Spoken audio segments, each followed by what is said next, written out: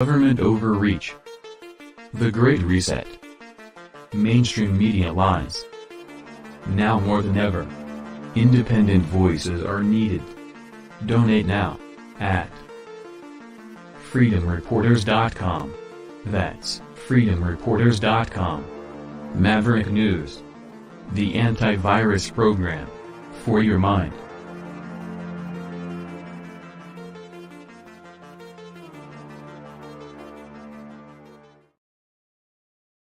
All right, and for a little more perspective, a different perspective, some insight, let's bring him in. There he is, Joseph M. Leonard. Hello, welcome back, sir. Yeah, I got on my toque and I got my whiteboard left over from our Savaged Unfiltered. We just finished pre-recording a couple shows. I says, send me hot chocolate. It's cold in Michigan. And speaking of Savaged Unfiltered, we gave you a shout out last Saturday on our X Spaces live stream. Since you had me on the show a few weeks ago, thank you for that. We wanted to give you a shout out. Well, thank you very much. I appreciate that. And it's great to have you back, Joseph. And I think we're certainly in need of you tonight because I think we just could use your perspective on what we just watched, this death of this Jewish man out in California at this protest. I guess it was just a matter of time before something like this was going to happen. It's not the first. Not the first. There was a Jewish man in New York, Jewish man, I forget which southern state. They've been burying it, and they can't bury it any longer. Wow. See, I didn't even know. Exactly. There was one in New York. There was one in New York as well? Yep. And, they're trying to keep a lid on it and pamper these Hamas terrorist supporters, and that's what it is. This isn't Palestinian statehood supporters because they rejected the two-state solution, a Palestinian state, as we discussed last time I was on, 5 different times.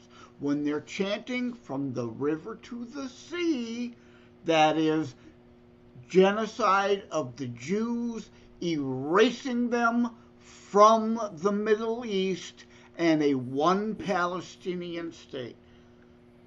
There's no other way to couch that. Of course, the left wants to try to couch it differently. And another thing, like you hear this term proportional. Okay, let me play that game. There are 6 million Jews in Israel. 1,400 were killed. Turkey came out siding with the terrorists. Syria siding with the terrorists. Hezbollah is now attacking from the north. Lebanon siding with the terrorists. Yemen, that has been in a war, a proxy war against Iran, Saudi Arabia and Iran in Yemen. Iranian-backed rebels overthrew the Yemen government and have been at war with Saudi Arabia a couple years now, are now not just sending rockets into Saudi Arabia, but over Saudi territory into Israel. So, 6 million Jews, 600 million hostile Arab Muslims. Okay, you want to talk proportional? 100 times. 1,400 died on October 7th.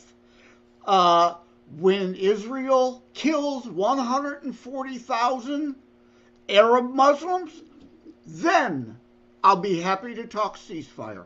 If you want proportional, like Bill Clinton, depends on what the definition of is. Well, that's my damn definition of proportional. I'll hold you to that. Let's be proportional. When there's 140,000 deaths on the other side, then we can talk ceasefire. Boy,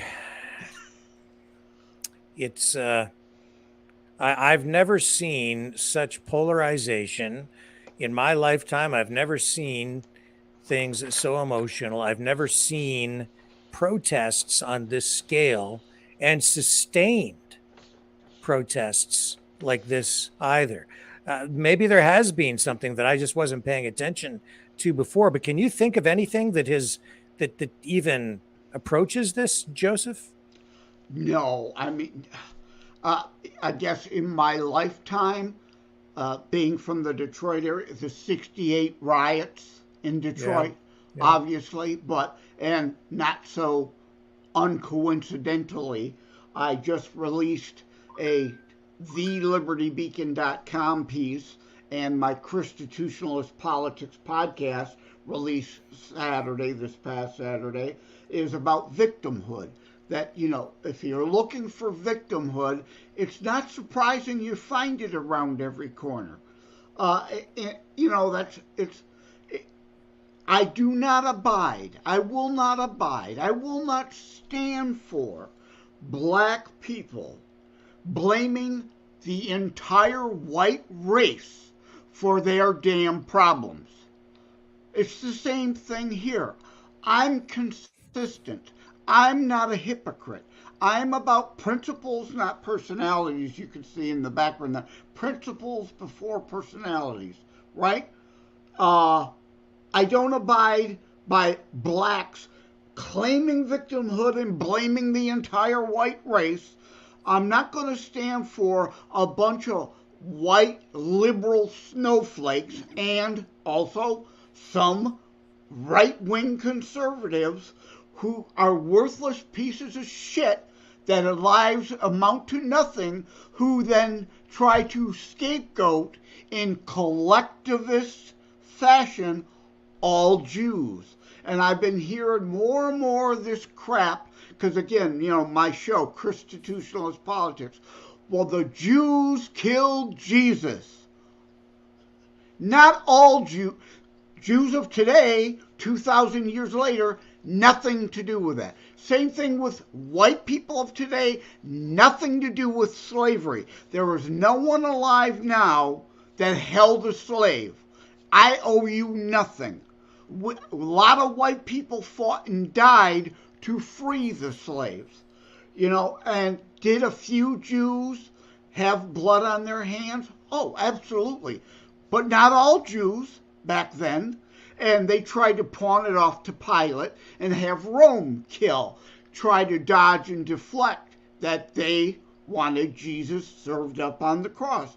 But if you're a real Christian, you can't blame the Jews or the Romans. They were all pawns in God's master plan because Jesus was preordained to be crucified on the cross as the final blood sacrifice. That's why we don't sacrifice animals today, even though the Old Testament, the Torah, is part of the...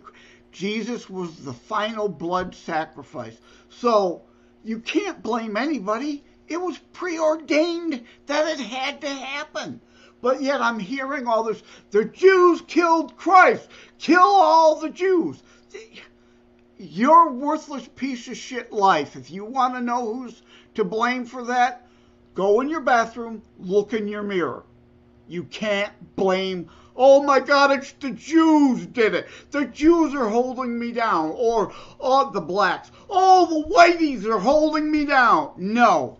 Get off your ass, gain some skills, make something of your own life. Stop trying to collectivist. Again, I'm a constitutionalist, a conservative. I believe in individualism. Martin Luther King Jr., we talked about this, content of character. That means individual. Individual.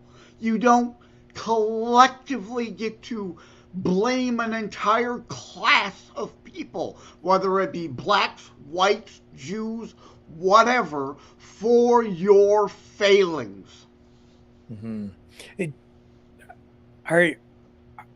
What's your take on the media coverage of this Jewish man's death, and then sort of contrast that against what happened with George Floyd or other incidents that got the BLM protesters out into the streets. Yeah. Well, uh, well, as you know, I'm happy to piss off and melt some snowflakes on your show every time. So, uh, again, there is no moral equivalency here. None. Moral relativism that the left game tries to play. The, murdering, raping, kidnapping civilians. Not one military Israeli target was hit on October 7th. There is no comparison to what Israel is doing in response, retaliation, in defense of itself, and what happened then. There's no moral relativity or equivalence regarding George Floyd. You ready? The only person responsible for George Floyd's death? George Floyd. If he didn't try to pass bad bills, alive. If he didn't take the drugs that stopped his heart, according to the autopsy, alive. If he hadn't resisted arrest, alive. He's the only one responsible. But of course, this Jewish man, oh, he brought it on himself. These massive protests we're seeing, they're even happening. Well, the one in Washington was massive. You saw people, right at the gates, rattling the gates. An insurrection. What about Rashida Taliban, as I call her, and Ilhan and the ilk with the occupation of the Capitol the other day? No arrests. Wow, what a shocker in today's leftist double standard land. Jamal Bowman pulled the fire alarm to do what? To interrupt a vote because he wanted to delay the speaker vote. And you know me, I'm savaged. Michael calls me Jokester Joe. The GOP finally grew some balls and elected a Johnson. Ba-dum-bum. Now, that joke aside, but Jamal Bowman, literally the definition of what they claim Jan 6ers did, to interrupt a session of Congress, did that. No charges. No charges. But yet, little old ladies, 80-year-old grannies who just have walked through the Capitol, charged up the wazoo, held without bond, trials delayed, locked up. Again, it's just the two-tier justice. And you see it with Trudeau, Premier Blackface, as I always call him. With one of the shows we pre-recorded today for Savage Unfiltered talks about U.S. independent truckers and a potential freedom convoy and a shutdown strike because the Biden administration, that the left loves new laws. They love regulations, except, we can't enforce the border laws. And the same thing with a trucking law. They don't want a new law. They don't want new regulations. They just want the existing laws to be enforced. But they're not doing it. Why? Follow the money. Fascocrats money laundering. And you could go to tinyurl.com/fascocrats money laundering to see an old Red State article of mine on that. But the broker, the large trucking companies, the conglomerates have high-powered, high-paid lobbyists.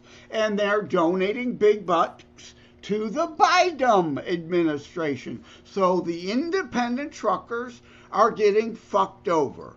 There's no polite way of putting it. And in this Bidenomics economy, they're getting crushed. They're getting destroyed. And friends, without truckers, you got no food, you got no clothing, you got no heating oil, you got Nothing. So one of the episodes was actually to talk about advertising, but a couple of the truckers called into the show and we ended up talking about that. So, you know, there's parallels going on here in U.S. and Canada. Just to bring it back to this Israel-Palestinian conflict. Yeah, I got off track. Sorry. Yeah. How do you see these? With these massive protests, some people are raising concerns about national security, just public safety.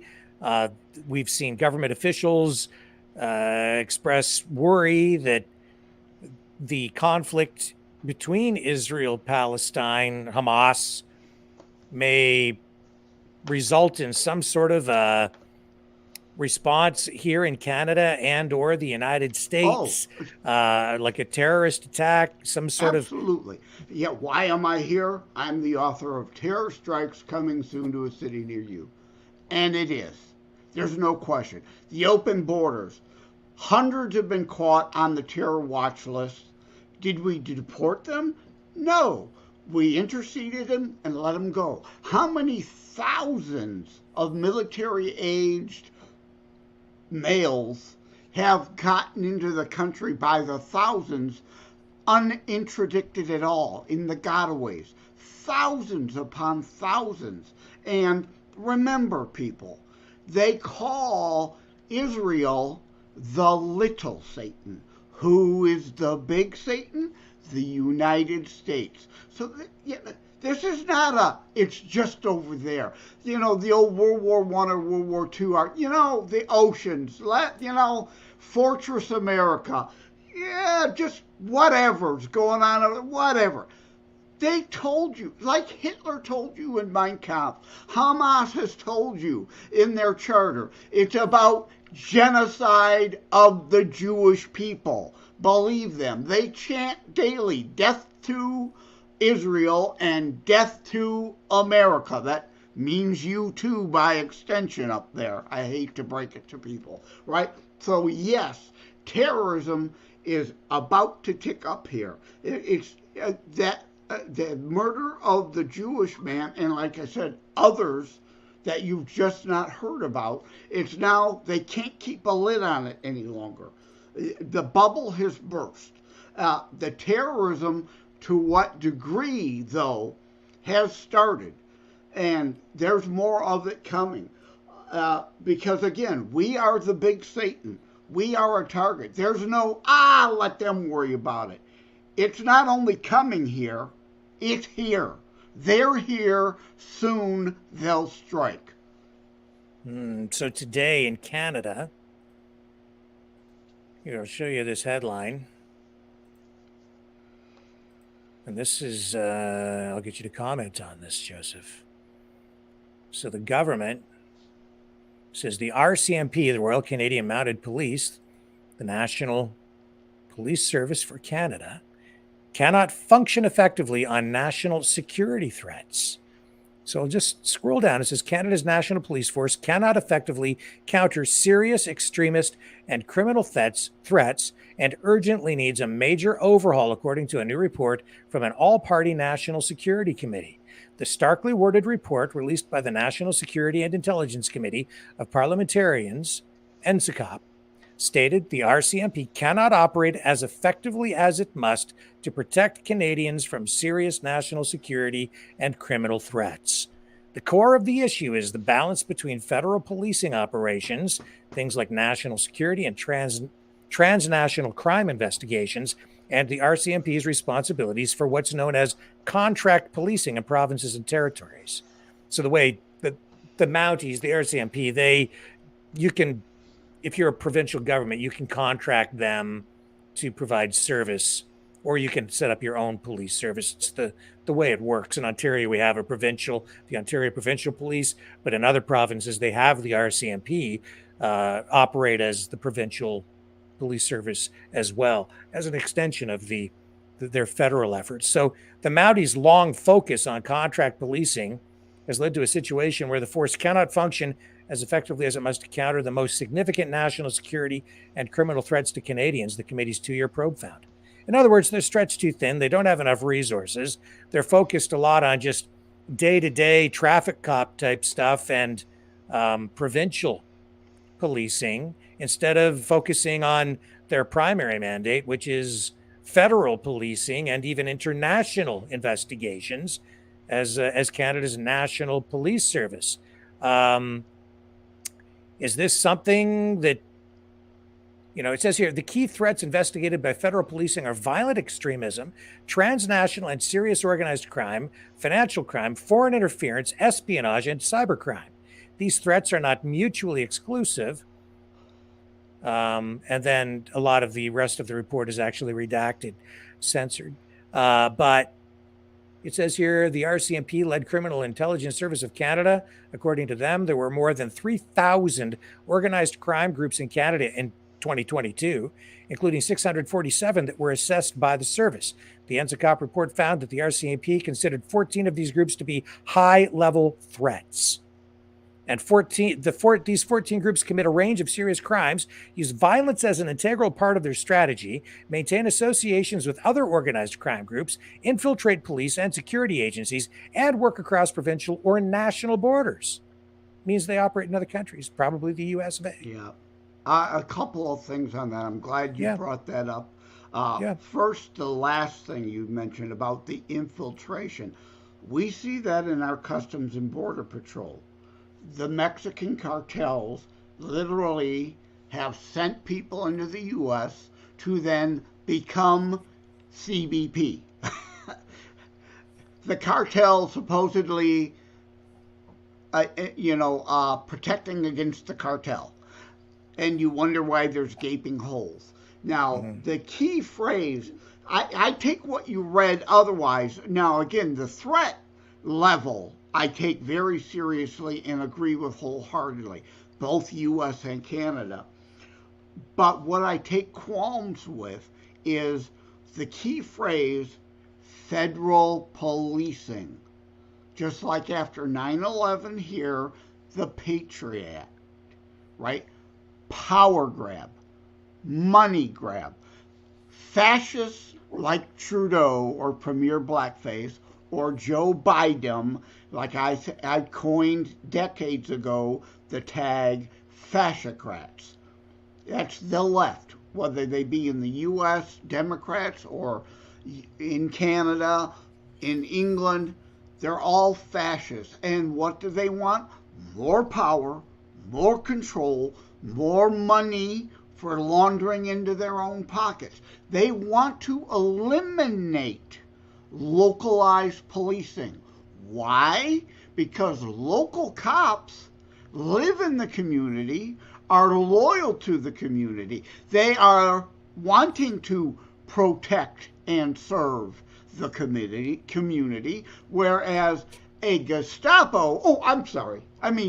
federalized police force is loyal to the party. Yes, well, that could explain a lot, especially when you see the behavior of Canada's Prime Minister, Justin Trudeau, and the kinds of investigations that have been conducted by the RCMP, which have ultimately led nowhere. Yeah, it's like the FBI here, right? If they've got plenty of resources, if they would focus, if they weren't attacking your truckers and investigating your truckers and harassing your truckers, they'd have time to actually pay attention to the actual terrorists. Same in the U.S. If they would stop harassing the 70-year-old grandmother at the school board they identify as a domestic terrorist because she's at the school board complaining about boys in her granddaughter's school bathroom. Stop harassing people engaging in their own parental and grandparental rights who are supposed to have the local control over the school board and focus on your charter. On my Constitutionalist Politics and thelibertybeacon.com, you can search in the search bar Joseph M. Leonard at thelibertybeacon.com. It looks like Leonard. It's not French. It's Leonard without an O. There's an older piece, Norton v. Shelby Township, Shelby County, Tennessee, about government overreach, overstep, usurpation, extra constitutional. And that's what we see going on. The FBI is ignoring their actual congressional approved and budgeted charter and doing all these other things that they're not supposed to be doing. Well, let's steer back into the lane where we started and keep talking about. Oh, there goes my phone because I didn't unplug it. Oh, that's okay. Let them leave a message. Okay. I have one. My cell phone is attached to my home phone via Bluetooth, but that's a standard landline call coming in, and my phone not only rings, it announces who's calling. So Canada is clearly facing I would say the highest security threat level ever since 9/11, which yes, probably higher than that. Since the Toronto 18. Let me throw out the Toronto 18, which I discuss in Terror Strikes Coming Soon to a City Near You. Which a lot of can explain what that is, because a lot of people don't realize that we've already had terrorist activity in Canada. A lot of that stuff in Canada is sort of like lightly reported on, then sort of memory hold. What is that incident about? The Millennium Bomber out of Vancouver also that came into the U.S., got caught, wanted to go blow up the Rose Bowl or whatever it was. But yeah, the Toronto 17 or Toronto 18, it landed up being 18 eventually. But yeah, this was a terror cell that wanted to attack Ottawa and take hostages and burn down Parliament. And yet so many Canadians have no clue, which is why you got to buy my book, Terror Strikes Coming Soon to a City Near You, right? Just in time for Christmas. Yeah. Well, that's okay. You're welcome to plug your book because it is valuable information. It's important information that people need to be aware of, because right now especially. Like I said, people don't know about the Toronto 18. If my book is historical fiction, that's a historical chapter. Learn about your own nation's terror history through my book that you don't get from your own news. The only place you're hearing this is with Rick Walker on Maverick News, because I'm on and we're talking about it. And so the greatest risk, we've never had a higher risk of a terror attack than we do probably right now. Canada is ill-equipped to deal with it. I don't think our level of preparedness has been at a lower point in probably decades. So it's a terrible situation. The government is sitting there kind of, I think, leveling criticism at the RCMP when they should really be leveling criticism at themselves, the politicians, because they're the ones who fund it. They're the ones who... Or lack thereof funding, yes. Yes, that's right. Or direct them to harass truckers rather than terrorists. And so give me your assessment on the U.S. side. Is the situation the same over there? Again, picking on mothers and grandmas at school board meetings rather than worrying about actual terrorists in these Hamas groups out there protesting. They almost breached the White House yard the other day. Had you heard about that up there? Yes. Big group, right? And of course, being downplayed.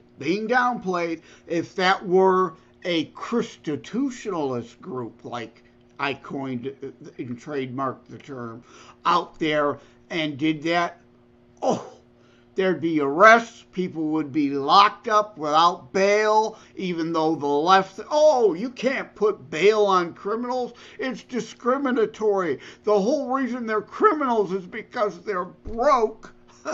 We can't charge them bail. No, you need to lock them up, keep them locked up. The Rudy Giuliani broken windows policy when he became governor. You sweat the small crimes, it prevents the bigger crimes. Because generally, it's like drugs. They say marijuana is not a gateway to cocaine. But look at everybody on cocaine. They likely started with marijuana. It didn't mean automatically they would go to cocaine or crack or whatever.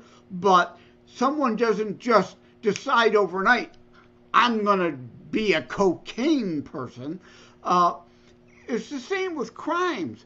Petty crime leads to bigger crime. That's why you arrest the turnstile jumper. You prevent the mugging because they're locked up. Or you punish them enough that they say, oh, okay, I've got to straighten my ways. But this leftist notion of coddling criminals does what?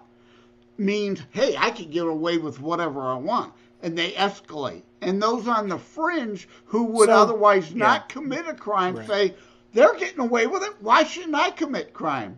So again, just to kind of bring it back over to the topic terrorism, at hand. Terrorism is crime. It's the same thing. That's why crime and terrorism in my book are, there is a moral equivalency there. If you punish people before they get to the bigger acts, you can prevent the bigger acts. But they won't do it. They're letting these crowds run rampant, and the more you allow them to run rampant, then next is the rioting. Well, the rioting's already happening. Next is the looting. Next is the arson. Next is slaughtering entire Jewish communities.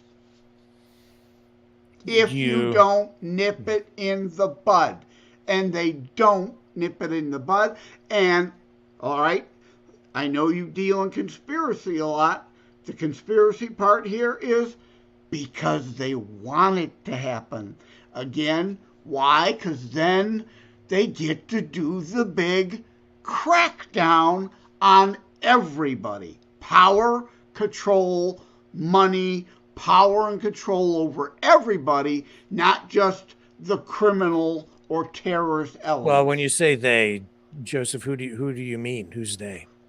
Deep state. I would say left-wing fascocrats, but rhinos, CINOs, fascocrats in the U.S. all make up the deep state, and it's about their power, their control, right? The ruling elites, if you prefer, then deep state, the Trudeau and his ilk in Canada, all about their power and control. And of course, they're surrounded by all kinds of people with machine guns to protect them. So why do we always point our fingers at our own government? Wouldn't you think that there are international players in this who are also trying to destabilize things?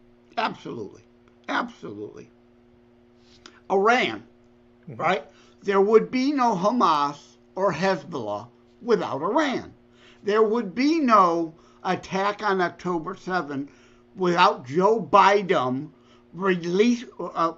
relaxing sanctions so that Iran makes hundreds of billions of dollars on the oil market they otherwise wouldn't. And again, Joe Biden killing the United States energy independence we had when Trump was in office, which again drove up the price of oil, which means Iran makes more money on the oil he's now allowing them to sell, and they are, of course, funneling Hezbollah and Hamas. And it's not just Iran, it's Putin.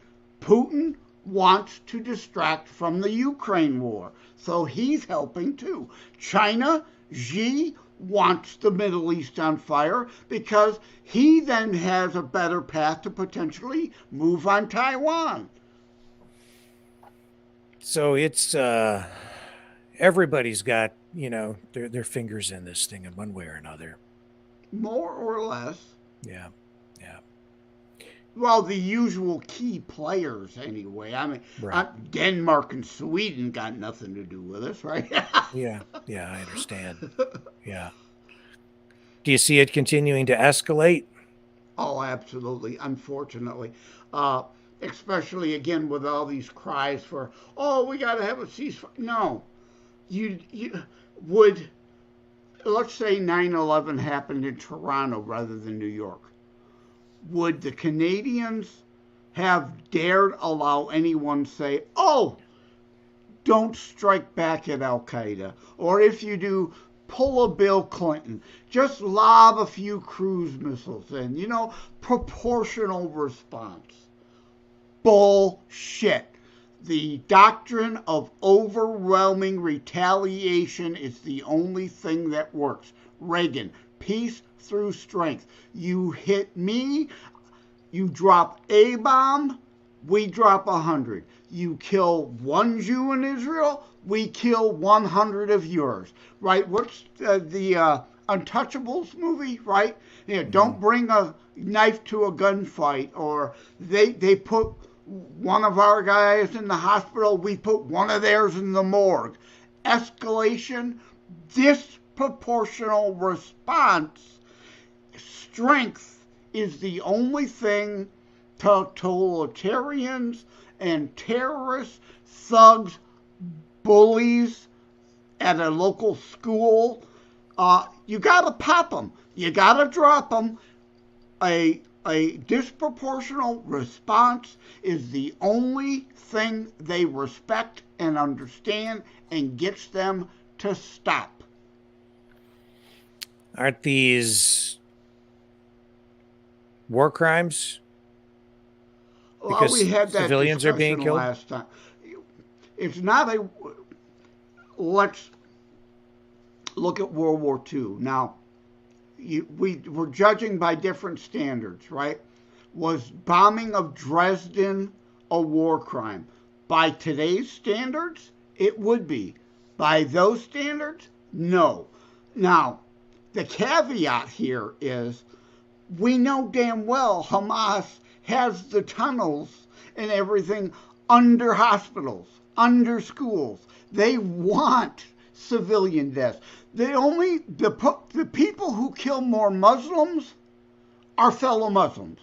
That's a fact. The radical Islamics, or as I call them, Gijas, Global Islamic Jihadist Interim Army Soldiers. That's like Nazis, right? Nazi soldiers for the National Socialist Deutschland Arbeiter Party. I call them Gijas. To me, that rolls off the tongue a lot easier than Islamic fundamentalist radicals, right? And I'm being more specific, less general. And I forgot the question and where I was going with this. Oh, war crimes. Now, if you're purposely hiding your troops, your arms, your stores of fuel and food for the terrorists under hospitals, of course there's going to be collateral damage. Of course. Does that make it a war crime on Israel's part? No, in my opinion. It's a war crime on the terrorist part, who already breaking the Geneva Code. Gaza has been independent and free. So spare me this free Palestine stuff. We just want a free and independence. You had a ceasefire. You had an independent state since 2006. You elected Hamas, who then immediately suspended all future elections. Meanwhile, in Israel, Christians, Jews, Muslims are all voting and participating in Israeli governance. You won't see a Christian or Jew in Gaza government or Lebanon government. So again, there's no moral equivalency here. So they didn't raise an army and put them in uniform and attack Israeli military sites. Again, no. Non-uniformed combatants, war crime, violation of the Geneva Code, hiding behind civilians, that's the war crime. I see. I see your take on it is different. You're saying that it's when the Palestinians are basically using civilians as human shields, that's the war crime, and when the That's bombs are dropped and the civilians are killed, it really isn't the Israelis' fault, right, because they need to, or they're justified in attacking the military target. Just like on the news today, if I don't know if it was aired in Canada, but all over the news today here about the IDF found terror tunnels under, I forget the hospital, okay? But using precision munitions to try to attack just the tunnel entrance and get down to the terrorists and send follow-up troops into the tunnels. They're not carpet bombing the hospital. That would be a war crime. I would agree with you then. They're not doing that. And again, what the Hamas and the Gazans are doing are violations of the Geneva Code. Non-military combatants attacking civilians purposefully. There was, I think, 1 or 2 military people accidentally got caught up in all the rape and murder and kidnapping that happened on October 7th. They targeted civilians. They are the war criminals. There are some people, and I've seen assessments. I gotta throw this in. Sure. Some on the left. Oh, those are all deep fake videos. Oh, those are crisis actors. Oh, these are all AI fake videos. None of that happened. We saw it happen live. October 7th, the Hamas terrorists literally, when they were raping and murdering and beheading babies, that's a military target somehow? They took the cell phones of their victims and went onto their social media and live streamed the rapes and the murders and the beheadings of children. But oh no, that didn't happen. You didn't see that. That's all AI deep fake. I mean, give me a break. You got to be a complete bleeping moron to buy into that narrative. Yeah, Israel wanted this to happen. They did it. The other one is Israel dressed up their own troops and raped and murdered and beheaded their own children. Now, I understand false flags happen, but to buy into that one, it just, come on. I mean, any excuse to dodge, deflect, and not deal in reality. Yeah, I'm not I'm not buying the whole narrative that Israel let it happen. I'm just not. That to me, as I've watched that narrative spin up, it's become fairly clear to me that is just an excuse. Yeah. That's people making an excuse for any action by Hamas in response to this, saying that occupation is justification. The same people spinning that Israel let it happen narrative, they're the ones just giving anything that is done on the Hamas side a pass. You know, by saying Israel let it happen, that's, even if they did let it happen, Hamas still killed those people. Any way you slice it. No one held a gun to their head and forced them. Israel was supplying their water. Israel was supplying their electricity. Now all of a sudden that they cut it off, well, you have murdered 1,400 of their people. Why the hell should they provide you electricity? And anyone in Gaza, your hands aren't clean. You elected the terrorists. And again, they suspended elections. You did nothing. You said nothing about it for the last 17 years. So you're complicit. Now, I believe FDR let Pearl Harbor happen. I believe there's enough evidence to show we knew the attack was coming and he let it happen because it was the only way we were getting into World War II when we did. Do I believe George W. Bush let 9/11 happen? No. Was there intel? Yes.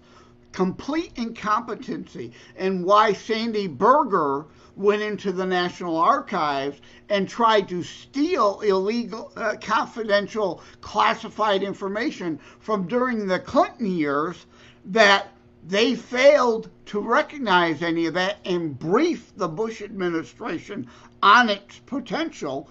So there was complete incompetence there, not allow it to happen, or again this notion of false flag. It was really cruise missiles.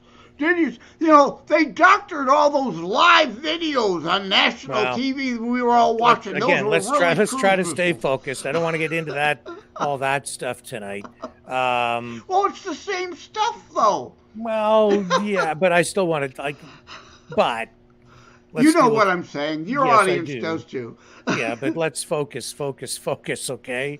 So I'm hearing assessments from some people and pundits online this week saying that the war over there and the Israeli response, because so many civilians, justifiably or not, because so many are being killed, this is going to radicalize a whole new generation of Palestinians. And will that, Joseph, result in an ongoing generational increase and heightened risk of terror threats going forward?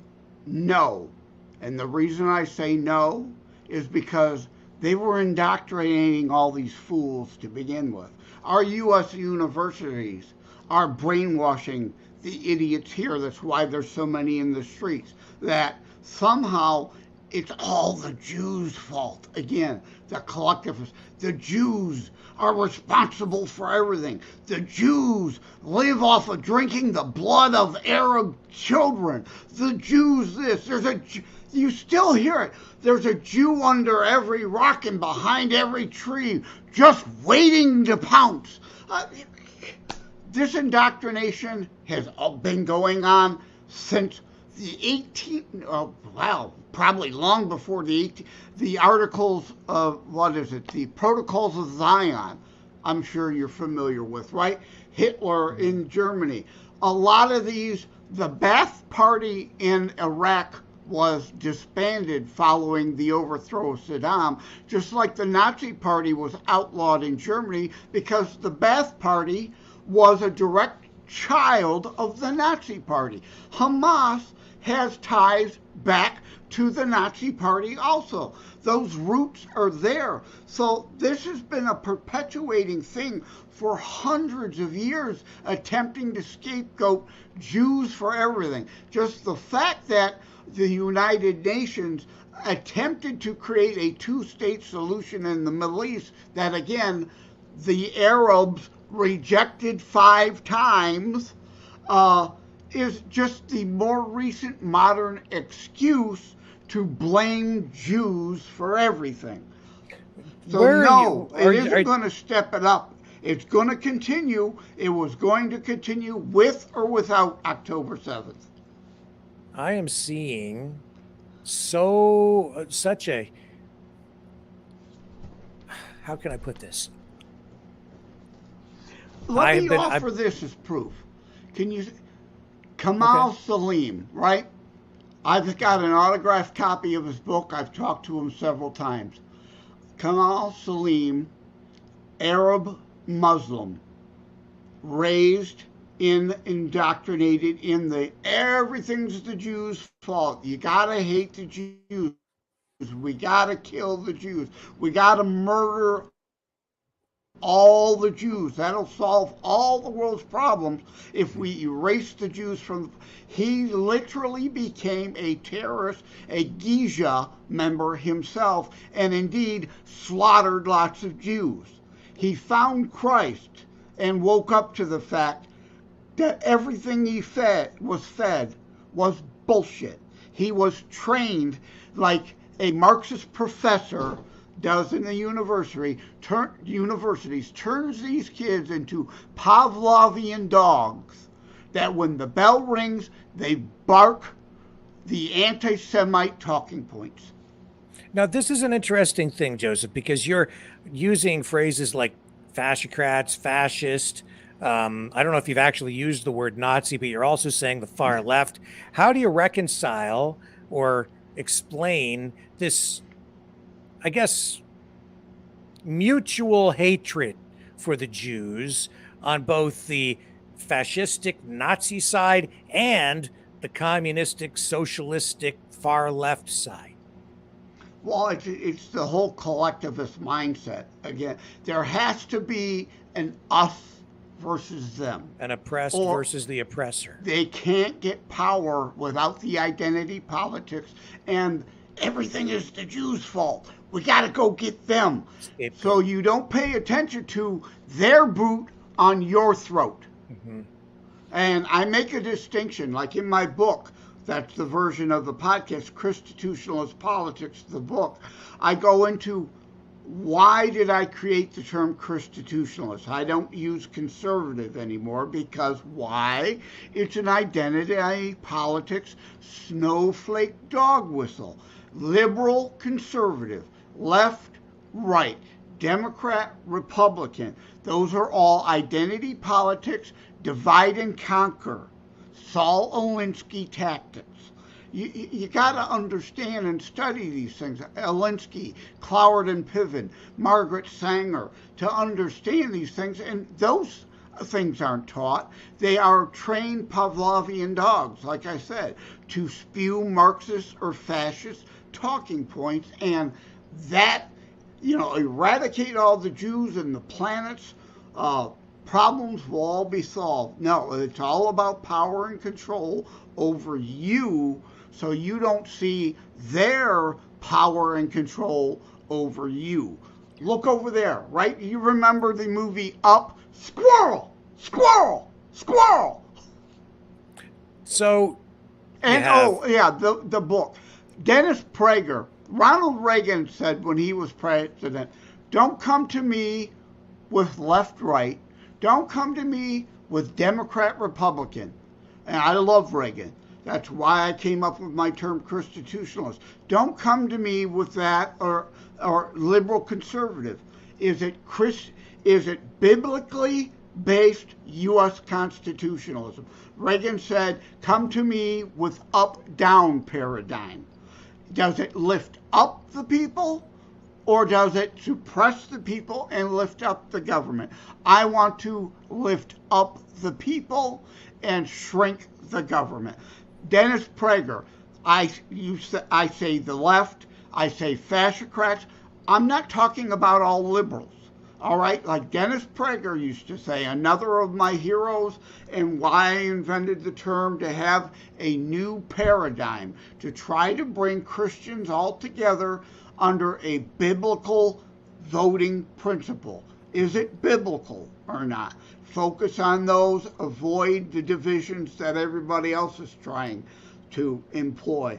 Dennis Prager says, and you can find a PragerU video on this, there's a major difference between a classical liberal and a left-wing ideological nut job, like a Candace Owen or a Brandon Strzok. Candace Owen that created Blexit, Brandon Strzok, gay, liberal, Democrat, woke up to the fact that he's been lied to his whole life, created the walk away from Democrats. Okay, so again, just to kind of bring it back on track, if you've got this strange, well, it's not even I don't think it's strange to see sort of the fascists and the communists and the extreme ends of the political spectrum joining together against Israel in this instance.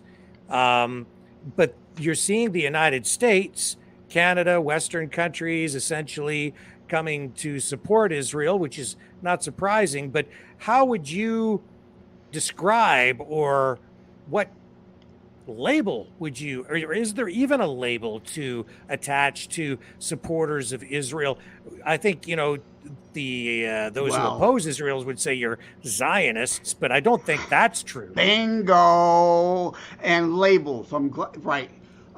This isn't the 1930s, right?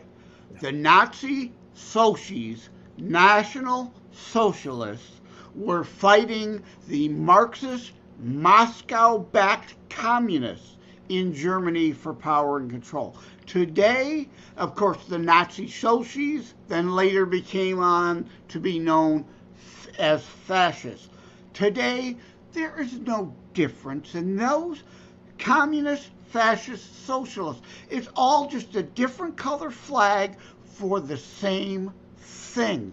They're all the same. They're all united in this case, as you pointed out. But the minute this calms down, Yeah, and authoritarianism, ultimately, to support whatever strain or brand of yeah, collectivism this they're notion promoting. that Yes. fascism is a right-wing thing is a left-wing fabrication.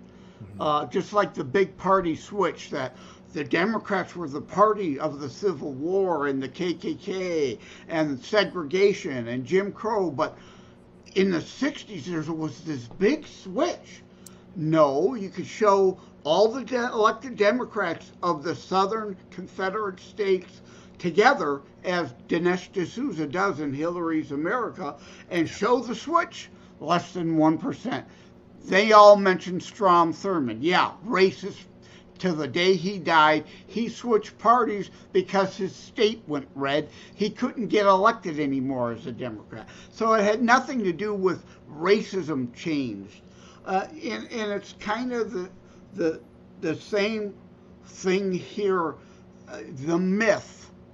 It's all,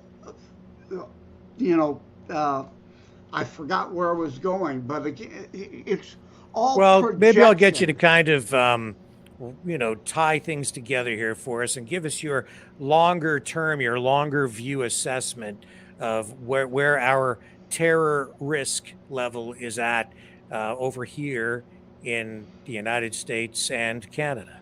Yeah, well, that's a real easy short answer. Through the roof. Now, I'm not saying that because I'm not trying to sell fear porn in my book. You want fear porn? Look at your TV news every night, right? I'm not. I literally say, let me grab that paper, right? You've heard me say this before about my book. Yes, about terrorism, but not a book about death, but life and living. I'm not trying to sell fear porn. Life over death, hope over fear. I'm trying to sell hope, and that there is hope. Faith over despair, love over hate, good over evil, individualism over collectivism, freedom over tyranny, family and friends. So I'm not saying these things to hype a fear porn sale of my book, because that's not what I'm selling. I'm selling hope and situational awareness. So when I say it's through the roof, like Teresa in my Naperville chapter, she realizes she thought she was the mama bear she needed to be for her young daughter Cammie. She realized she was more of an ostrich. Just because an ostrich wanders onto the train tracks, hears a noise, buries its head between the rails, isn't going to stop it from being splattered to the winds when the train barrels through it, just because it doesn't see and hear it coming. I'm preaching a degree of situational awareness, not paranoia, not fear, but if and when something happens, you at least have thought about it for more than 2 seconds, and you keep your head about you rather than being a chicken with your head cut off, being an emotionally hysterical snowflake. Oh my God, what do I do? What do I do? Be aware, be awake. Don't be paranoid, but at least have your wits about you if something happens, because I don't think there's going to be a 9/11. I could be wrong, but these terror leaders want to live, despite the fact that they will send a 6-year-old girl in a burqa with a bomb, a murder-suicide vest, and that's a key. It's not a suicide bomber. It's a murder-suicide bomber. You can't take out that initial intent from the sentence. They may send out murder-suicide bomber useful idiots for their cause, but the leaders want to live. So a 9/11 would evoke another too big response. So they want smaller, softer targets, mass shootings. Why hasn't Israel been more effective, or why are they losing the information war in this case? Why is Hamas at Palestine? Why is that cause generating such massive responses worldwide with these demonstrations and shows of support? Yeah, well, that goes like in Congress now. Even a Democrat is now putting forth a bill to censure Rashida Taliban, here in Michigan, as I call her, Rashida Tlaib, for her incitement and of riots and looting and outright murder of Jews. Again, if you say river to the sea, a one state, you're talking about murdering all the Jews for a one Palestine land state. Yeah, because they literally are talking about pushing the Israelis, the Jews, into the Mediterranean Sea. Murder, genocide. There's no way around it. But again, indoctrination factories. It goes back to that. These indoctrination factories, these leftists peddling this. It's the Jews. It's the Jews. It's all the Jews' fault. It's got to be a Jew behind everything that ever happened to you bad in your life. Are you like, I'm seeing this massive unmasking of, I'll call it anti-Semitism, anti-Jew rhetoric, the these old same old Zionist shit.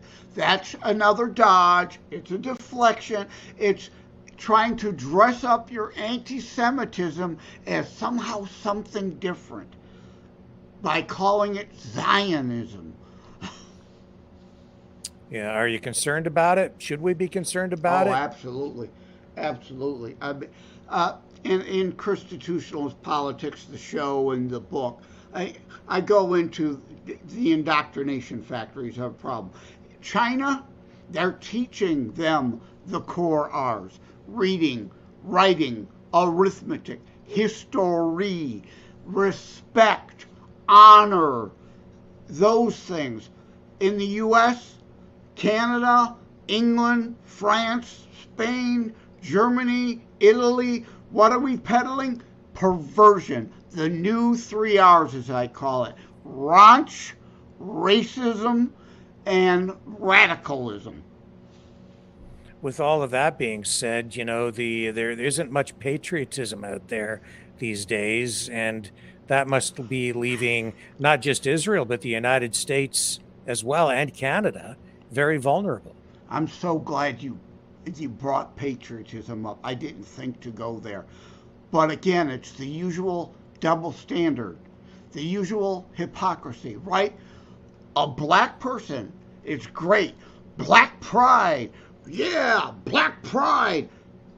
Dare a white person say white pride? Oh my God, no, we can't have that, right? You can't have Canadian pride, but the Palestinians get to have Palestinian pride. It's the usual identity politics, indoctrination, bullshit. Look at them, Don't pay attention to the fact that I'm putting my boot on your throat. I'm Well, yeah, because destroying your economy. it I'm comes down, destroying your nation. because this plays into the colonialism, that rhetoric, that narrative, that story that ultimately, and this is something that I think, is of real concern to me. In the end, who, as they bring more and more refugees here now, they're talking about bringing massive numbers of these Palestinian refugees to Canada, which can be fine, but at the same time, we're being told, like, if you really want to look at who is to blame for all of this, it's the occupiers. Well, who are the occupiers? Look in the mirror. Oh, And because we're occupying land here, you're occupying land in the United States. The Jews are occupying land in Israel, and let's talk about that occupation is again. justification Yeah. for anything. Oh, the white colonials overthrew the Native Americans in the U.S. and Canada. The Native American tribes went to war all the time and stole each other's land. So this goes back through all human history. This is again a lack of history education and psychology, human nature. It's part of human nature. I pointed out in the previous show, Judea/Israel goes back 4,000 years. 169 AD, the Roman emperor coined the term Palestinian for the first time as a slur off of Philistine from the Bible as Palestinian occupiers of Judea. So who are the actual occupiers of the land? It is the Palestinians, based on the Roman emperor coining the phrase. So, everybody's land was somebody else's land at one point. Well, that's what I said last night. Colonialism.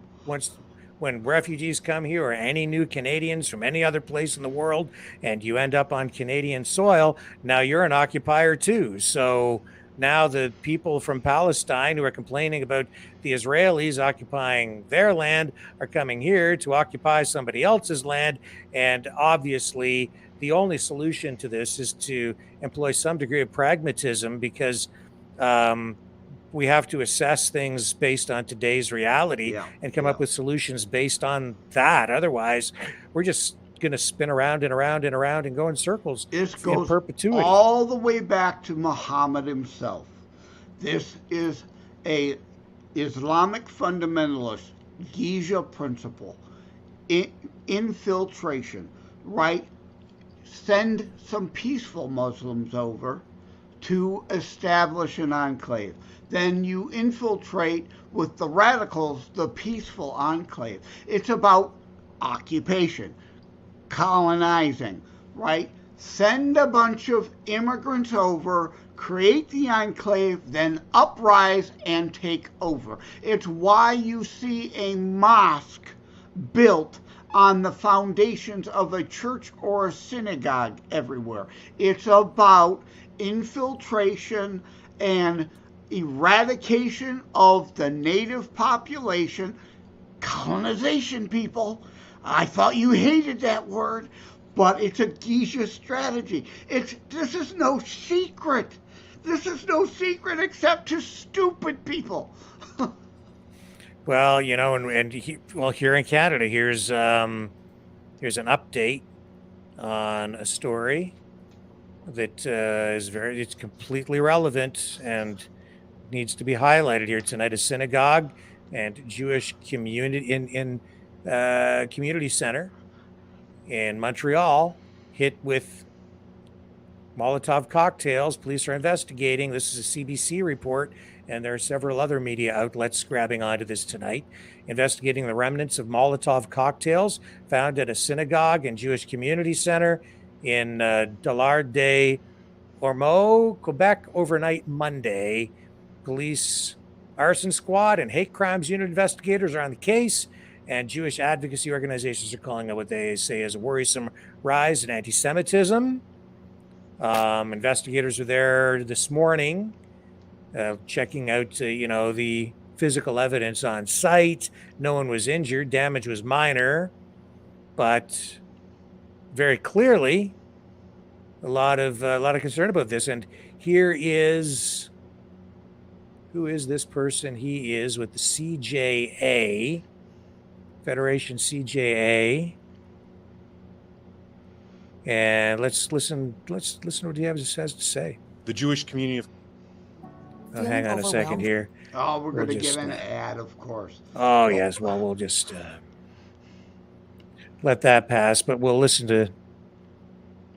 Let's get his comment. This is, and I have to attribute this to the Canadian Broadcasting Corporation. This is their report. It was at a news conference, though, with multiple media outlets present. Hang on, almost there. And here we go. Canada, representing approximately 0.1% of the population of Canada, is one of the largest targets of hate, and anti-Semitism is on the rise globally, but here in Canada, we're not spared of that. What usually starts off as words slowly deteriorates into different actions, whether it's drawing swastikas on buildings, whether it is spitting at Jews as they walk by, or calling out names against Jews. And what we see today, as we saw in the West Island, is the continued deterioration of the conditions against the Jewish community, as two institutions, a long-standing synagogue and the Jewish Community Center out in the West Island, were firebombed overnight. I think it is extremely important to recognize that in a democratic society that we live in, first and foremost, hate against any group is unacceptable. Secondly, that anti-Semitism is something that we must all call out. And I look to our Montreal community, our Quebec society, and our Canadian community to say this is not acceptable behavior anywhere in Canada, and especially not here in Montreal, as we have a 300-year history of Jewish life that is thriving, that has not only contributed but benefited from this great society, and we look to continue to do so. We recognize that anti-Semitism was on the rise before October 7th. October 7th, a day which will be marked as a very dark day in Jewish history, to perpetuate that crime against humanity by acts against the Jewish community anywhere in the world is wrong. What has happened today cannot happen again. It must be the last time this happens. And we're very proud of the relationship that we've had with the SPVM, who have not only answered the call the morning of October 7th in increasing their patrols and visibility in Jewish communities, but are taking this circumstance very, very seriously. So we look upon the SPVM and call upon them to continue their investigation, to make sure that we, as a Jewish community, feel safe, to continue our traditions. The general sense in the Jewish community is on a number of levels. Firstly, horrified by what happened on October 7th. You have to understand that there is relationships in the Jewish community in Montreal that are deep in Israel. Our community is also mourning. Okay, this is a hard time for us. We're watching horrors that we haven't seen since the 1930s and 40s being cast upon Jews and non-Jews, as Ita mentioned, in Israel, but really in a horrific way, in barbaric ways that, having witnessed some of the videos, I have to tell you, humanity must cry out against.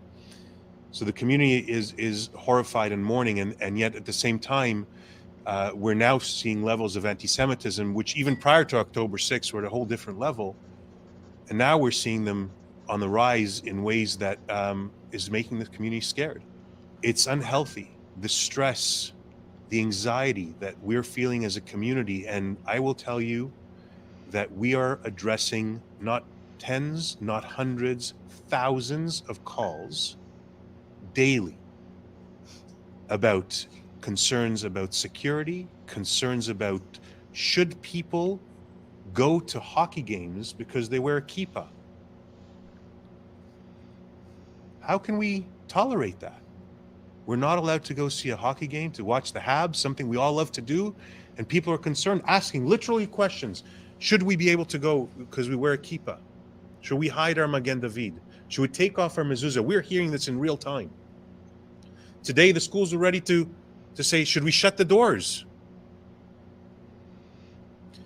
So if you're asking how the Jewish community is feeling, they're not feeling so safe. And I think there is a lot to be done by our politicians, by our leaders, by leaders of every community to say that this is not acceptable behavior. It is not enough that I'm speaking to the Jewish community. That is not the answer. Yeah. We need others to stand up and say this is not acceptable in our society. We don't want this. We don't have to go back 80 years to understand the Jews have always been the canary in the mines. This is not a good situation, not globally, but here in Montreal, a place which we all consider home. We implore everybody in a leadership position to stand up and say this is not acceptable. I think leaders from every community, not just the Jewish community, need to stand up and say this is not for our backyard. What's happening there is terrible. We mourn lives on all sides. We care for innocent lives everywhere. But this is not for our backyard. Our students on campus are afraid to go write their exams because they're being bullied. Our students at CJAPS are getting hate mail. Social media is virulent with hate.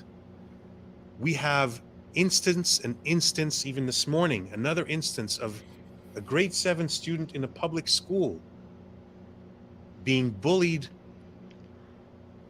on this issue in a way that, without going into too much detail, but clear anti-Semitism. A little girl who went to school was spat at because she had a Magen David.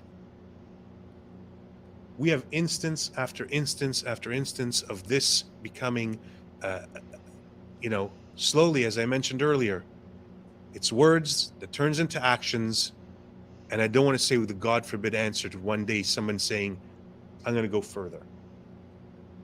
It's all of our responsibility. It's not just the Jewish community. It's not just Justin Trudeau. It's not just our provincial leadership. It's the leadership of other communities that must stand up and say, no, this cannot happen here. The sad tale of the story is we're now 80 years from the Holocaust. Holocaust denial is at an all-time high. What? People challenged whether it happened or not, and we know it happens. And by the way, I would welcome any one of you who want to visit. 15 feet to the right is our Holocaust Museum. When Holocaust denial is virulent and people deny the fact that Jews were massacred, a real genocide, then it begins a chain of reaction that says other things are acceptable. Anti-Semitism is not new. It's been around for 3,000 years. Unfortunately, the Holocaust rebalanced things in the world and people said, whoa, maybe we took it too far. 80 years later, I think memory has become short and how quickly we can deteriorate into a different situation. Thoughts? That's an important clip. And let me address Islamophobia, all right? We've got to touch on that, right? We know the Jews, like he said, are the little Satan. Christians are the big Satan here. The Judeo-Christian ethos in America is under assault and has been for a while. The FBI is infiltrating Catholic churches in the United States. Why? Because they fear a return to the black robe brigades of our Revolutionary War days. But Islamophobia, are some innocent Muslims at times or an innocent mosque attacked? Absolutely. I'm not denying any of that. I get accused all the time, of course. My book is Islamophobic. despite the fact that I talk about Aum Shinrikyo, the Tokyo Christian cult terrorists in Tokyo. It's about all terrorism, but of course, I'm Islamophobic. But ask Dawn Williams, black female Muslim of the research show, who's had me on about my book. She knows otherwise. But yeah, sometimes innocent Muslims are attacked. But this Islamophobia is a deflection, a distraction for the most part, because no one on this planet in the entire history of humanity have been attacked more than Jews have. It's just not deniable anymore. And the colonialism thing. Ilan Esmi, does that name sound familiar to you? You know her as Ilhan Omar. Obama let all kinds of Somali radicals relocate into the Minneapolis-St. Paul area. Again, colonialistic occupation, an enclave, and Ilhan Esmi illegally came into the United States to infiltrate with the Omar family. That's where you get Ilhan Omar. That's not her legal name, not her real name. She piggybacked an asylum family to infiltrate and now is a member of our Congress as an infiltrator. Wow. I'm going to take a little break here, Joseph, while you deal with your phone, and I'm going to I check. unplugged it now. Okay, and I'm going to queue something up. I have to check something. Just saw a message come in, so just give us a moment, folks, and we'll be back on the other side of this. The New World Order. Government overreach.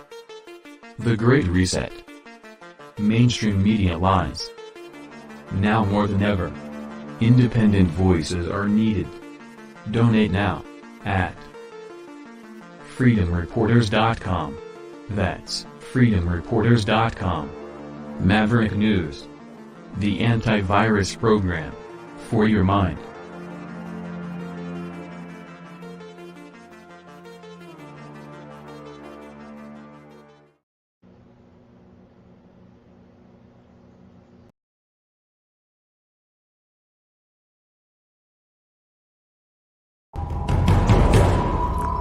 We are Mavericks. We say no to the Trudeau and Biden New World Order. And to bugs. Because bugs are creepy and gross. And people should not eat bugs. Maverick News. The world is watching.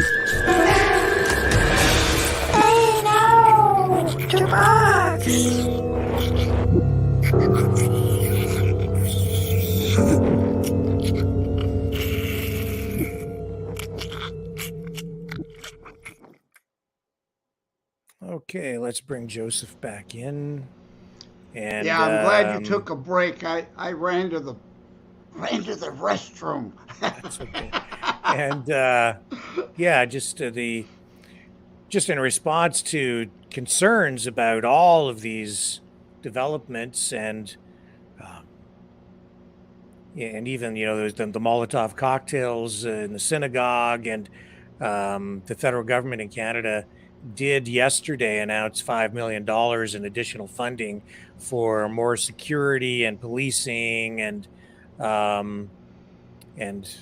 security measures in response to all of these heightened concerns about this rise in anti-Semitism, the protests, all of these things. I don't know exactly how that $5 million is going to make much of a difference overall, but there it is, another $5 million from the federal government in Canada, aimed obviously directly at this. The language they were using to roll this funding out was pretty soft. They were trying, I think, to sort of dance around the edges of this thing, but this is exactly what that money is for. So where are we going with this now, Joseph? What do you think? Yeah, I had another point on the Islamophobia, but my train went off the tracks. I, Hmm. I was supposed to be at the train station, but I was at the shipyard instead. So, you know. Well, I would like to see the killing stop. I would like to see this thing resolved in some way, but it's gone on for so many generations, for so long. I feel like it's a conflict that is likely to be with us for the rest of my life and maybe generations to come. I don't know how you resolve Yeah. any of this. The only way it's going to be resolved, I hate to break it to people, but you got to learn history. The history of the failing of post World War I to the success of the occupation following World War II. Occupation, the dirty word here, is the only solution because they don't want a two-state solution. It's going to have to be imposed upon them. They've rejected two-state solution 5 times. Historical fact, this isn't my feelings, I'm not making it up. Go look for yourself. As Reagan said, trust but verify. Everything I've said here is verifiable via DuckDuckGo, FreeSpoke, or Jibberoo. Google, of course, will give you all the left-wing spin sites. But the train went off the tracks again. But, no, occupation. The United Nations. Where are the blue helmets? Israel has got to kick out Hamas, and then the only solution is the UN blue helmets have got to occupy Gaza and Lebanon. Period. It's the only way there's going to be peace. And when you say occupy, what do you mean by that? You mean like in a peacekeeping role? Yes. The only thing they understand is strength and force. They will have, the only way Israel can be free of this issue is UN blue helmet peacekeepers there to assure Hamas can never build terror tunnels ever again, and the same with Hezbollah in Lebanon. That's the only, a forced two-state solution. The thing they always claim they want, but now, of course, put the lie to with from the river to the sea. They don't want a two-state solution. Everybody else does, including the British back in the 1930s, right, when Israel was created. The plan was a two-state partition. The British Empire imposed that through the UN. But the Arab Muslims rejected it. Kill the Jews, got to erase the Jews. So the blue helmets are going to have to enforce Gaza and Lebanon peace with Israel. And the rest of the Muslim states like Saudi Arabia can then indeed have real peace treaties with Israel. You know, there's a mindset out there that I don't hear anybody else ever say this, but there's a mindset, and this comes from this, anti-monarchy, anti-colonialism rhetoric narrative from, I would say, the neoliberal, woke, well, whatever collectivist organization you want to say, but the people who subscribe to that ideology or that narrative, they dismiss settlements of disputes in the past through armed conflict, through wars, as though any wars that were won by the West are illegitimate and therefore justify being relitigated or refought. And that kind of approach, that mindset, is also what is getting us into trouble here, because World War II ended, right? The Allied powers got to set the agenda for the future. We're living that reality. But some people just can't let it go. And they're saying, no, it doesn't matter. You can go back and look at any war, any conflict that has taken place since before the creation of Canada and the United States. And anybody that subscribes to the anti-colonialist mindset, it's just not even talked about. It's like, well, you're an occupier, right? So any of the wars that happened, or any of the disputes, or any settlements even that were reached in the past are illegitimate. The government itself is illegitimate. As long as we keep, accepting that kind of ideology, that kind of rhetoric, we're gonna have to refight all these wars. They've delegitimized the victories. They've been these political forces, and I would say they're largely coming from outside. A concerted effort to delegitimize military victories, delegitimize any negotiated settlements, delegitimize our governments as though they're not valid. Invalidate the government itself so that people no longer have any faith or any respect, and people are not even recognizing the authority of their own governments, and therefore engaging in this self-flagellation, self-destruction. We're destroying ourselves from within. And in the process, a lot of people are dying because these disputes are being reopened. And to whose benefit? Who's benefiting from all of this chaos and turmoil? Well, I can point at some countries around the world that are benefiting a lot from this right now. And it sure as heck isn't the United States. It sure as heck isn't Canada. And I'll tell you who else isn't benefiting from it. The Palestinians aren't benefiting from this right now because they're being killed en masse. And the Israelis, they're not benefiting from this because their people have been killed. They've lost face around the world. They've lost support around the world in all of this. Everybody is losing, except for a few people. Well, maybe not people, but yeah, maybe even some people. And people point their fingers and they say, well, it's the World Economic Forum. It's Klaus Schwab. It's these guys. Well, maybe it is. George Soros. Maybe. Who's still benefiting from World War II? Soros. Right. But not only that, I'm sorry, but China, Russia, India, South Africa, Brazil, the BRICS nations, all of which are aligned against the West, trying to redefine the geopolitical reality from a unipolar reality to now a multipolar geopolitical reality. They're engaged in this. And who are those countries? Who are those BRICS nations lining up in alignment with, in support of? Which side are they supporting in all of this? Look at the media from those countries. Look at where's the support? It sure as heck isn't with Israel. And why would it be? Because we're at war with them.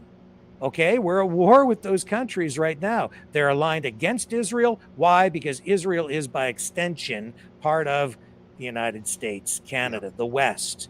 That's why. You made a very important point about World War II didn't end for many nations. Russia has been fighting still, an extension of World War II.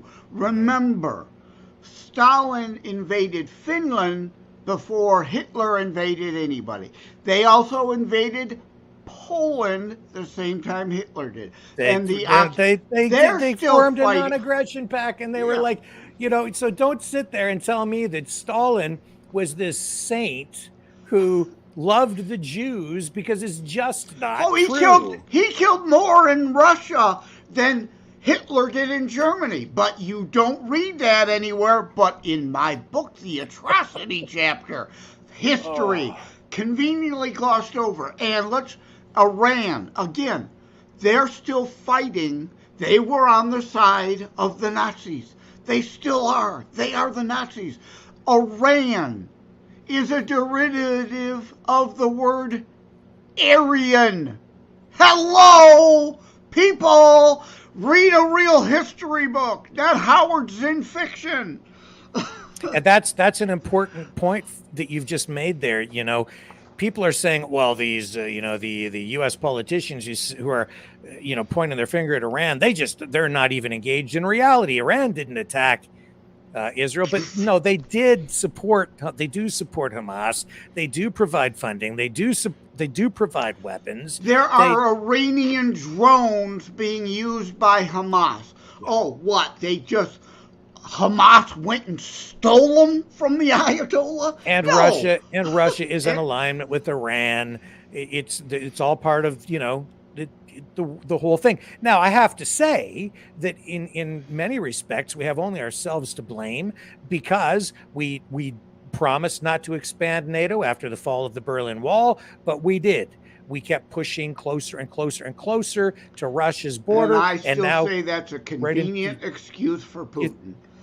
Yeah, well, exactly. So, and then I was thinking about this the other day, Joseph, and I thought, some of our leaders are very corrupted, right? Oh, We've no seen all question. kinds of Chinese infiltration in Canada, funding coming in, Trudeau under investigation. And, if you have a leader who's corrupted and is serving more than one master, and certainly doesn't appear to be acting in the best interests of the Canadian people, wouldn't it just be the most evil thing ever to encourage a country like Ukraine to actually go into battle against Russia? And what have we seen there? Absolute disaster. Well, Ukraine did not hold a gun to Putin's head to invade Ukraine. Let's just be clear. Putin has said over and over, the worst thing to ever happen was the fall of the Soviet Union. He intends to reconstitute it. If he had no intentions on expansionism, NATO could surround Russia, and it wouldn't matter. It only matters because he wants to reconstitute. Again, he's still fighting World War II. He's an extension of Stalin. Putin, corrupt. Zelensky, corrupt. Biden, corrupt. Premier Blackface, corrupt. They're all corrupt. I don't support Zelensky. I support the Ukrainian people in their fight against 100 plus years, because I know the history. I actually speak to people there. 100 years of aggression and occupation of Russia upon Ukraine. This didn't start under Obama and into Crimea, and again now NATO suddenly. NATO wasn't an issue. They were not going to be a NATO nation because they were already a de facto NATO nation ever since Bill Clinton. Why didn't Putin and Russia invade during the Clinton administration? Because Clinton said, you give up your nukes, you are then a protected nation by United States policy.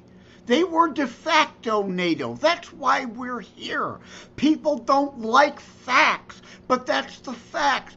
Bill Clinton made it U.S. policy to treat Ukraine as if it were NATO, whether they were in NATO or not. Again, these aren't my feelings. These aren't just convenient things I made up. These are facts you can look for yourself. But people are too lazy to do that. Well, I see why these countries are doing what they're doing. It's understandable why Putin is doing what he's doing. I understand it. In a way, I don't blame him for doing some of what he did. Although I have to say that you're quite right. Nobody forced him to invade Ukraine. I would say though that he was provoked, and we did see people in the Donbass being bombed and things. He wants the Baltics. He wants part of Poland, just like Stalin did when they invaded the same time Germany did. He wants not all of Ukraine, just the breadbasket. Why? Because he wants to be independent of any Western influence to feed his people. Ukraine, it's what it's always been about for Russia for 100 years of war and occupation, aggression by Russia, and occupation of Ukraine to feed the Russian people.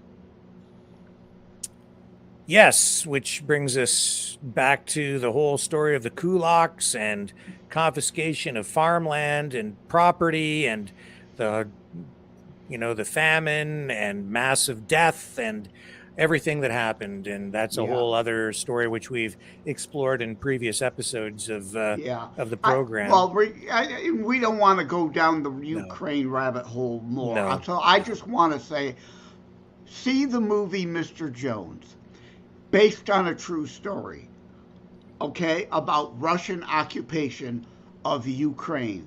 And it's why there is that Nazi regalia brigade, because they saw the Nazis as liberators of from the Russian oppression. All right, it's an homage. It's not like they're Hitlerian Nazis wanting to round up Jews like the Hamas people actually want to do. It was about being anti-Russian.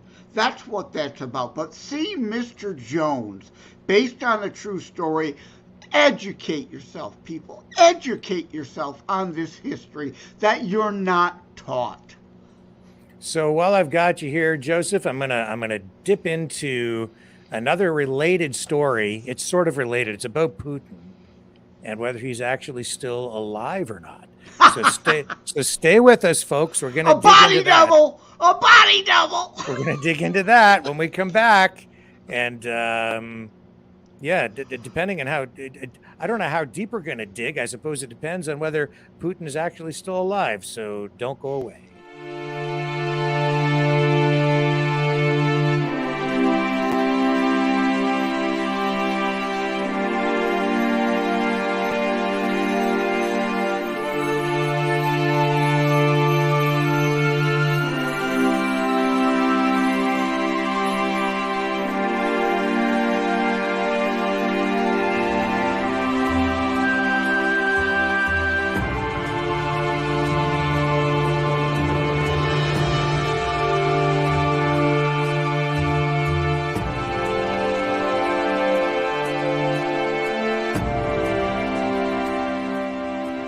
Maverick News. The world is watching.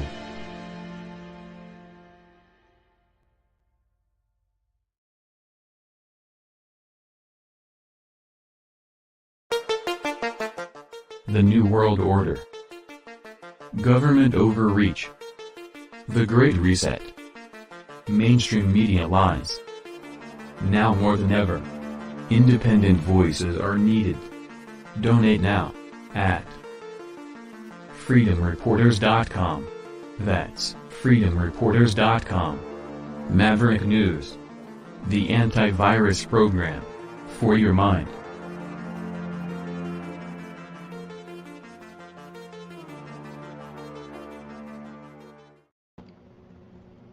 Okay, so yes, there have been reports that Vladimir Putin is dead. Some And- say that about Biden too. Oh my God, did you see the mask coming off the body double? Yeah, well, that's all part of this whole thing as well. So let me just find these notes here. Yeah, so Yeah, you can tell by the wrinkles around the jawline. That's a mask. That's a body double. So the news is, and this is being reported widely even in Russia, I think even more so over in Russia than here, that he had suffered a heart attack.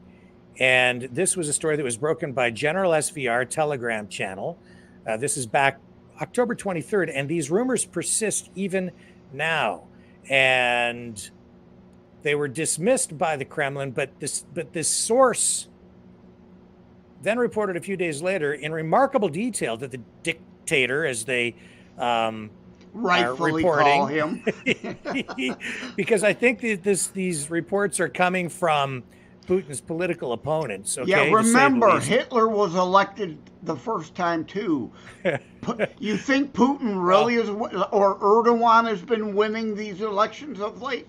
Well, so they're describing him in some of these reports as the dictator. But anyway, the Telegram channel in question is run by someone using the alias Viktor Mikhailovich, yes, who claims to be a former Kremlin insider and with continuing links to Putin's inner circle. And he was initially supported in his claims by Valery Solovey, a respected, well-connected Russian pro-democracy political analyst. And so she says that, well, she was one of the first, I guess, well-known or credible commentators to put this idea out there that Putin is dead. And the Kremlin and then Western media politicians rejected this idea out of hand, saying there's a complete lack of evidence. And then it appeared as though Putin made some public appearances after the claims that he had died, but now they're saying that is just a body double.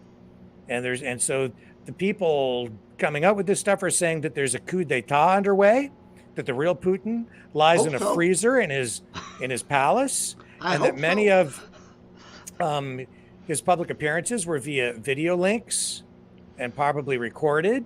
AI. And the country is being run by Nikolai Patrushev, the secretary of Russia's Security Council, and that one or more of these doubles is filling in the gap until Patrushev's cabal decides what to do. This sounds very much like some sort of a QAnon Russian style thing. And here's a clip today, Joseph, of, let me see if I can cue this up here. We have, I might need to re-cue this because it's been sitting too long. Let me just bring this back up, make sure I've got this here. I've got a clip from today,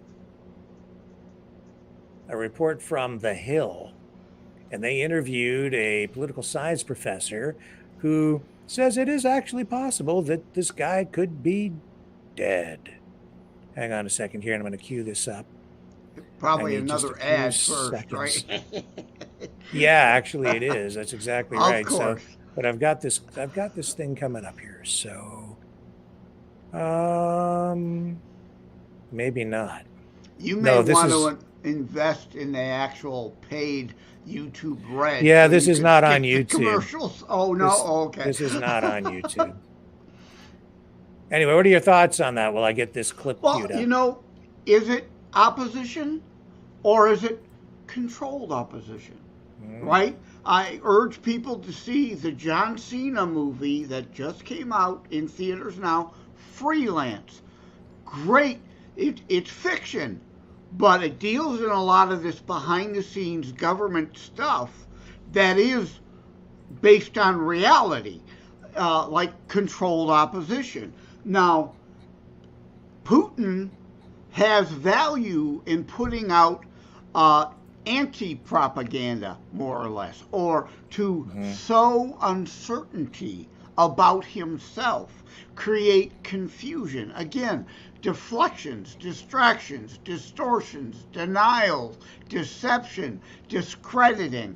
The leftist 7 Ds. You can find that article of mine at thelibertybeacon.com. That's, so is this real?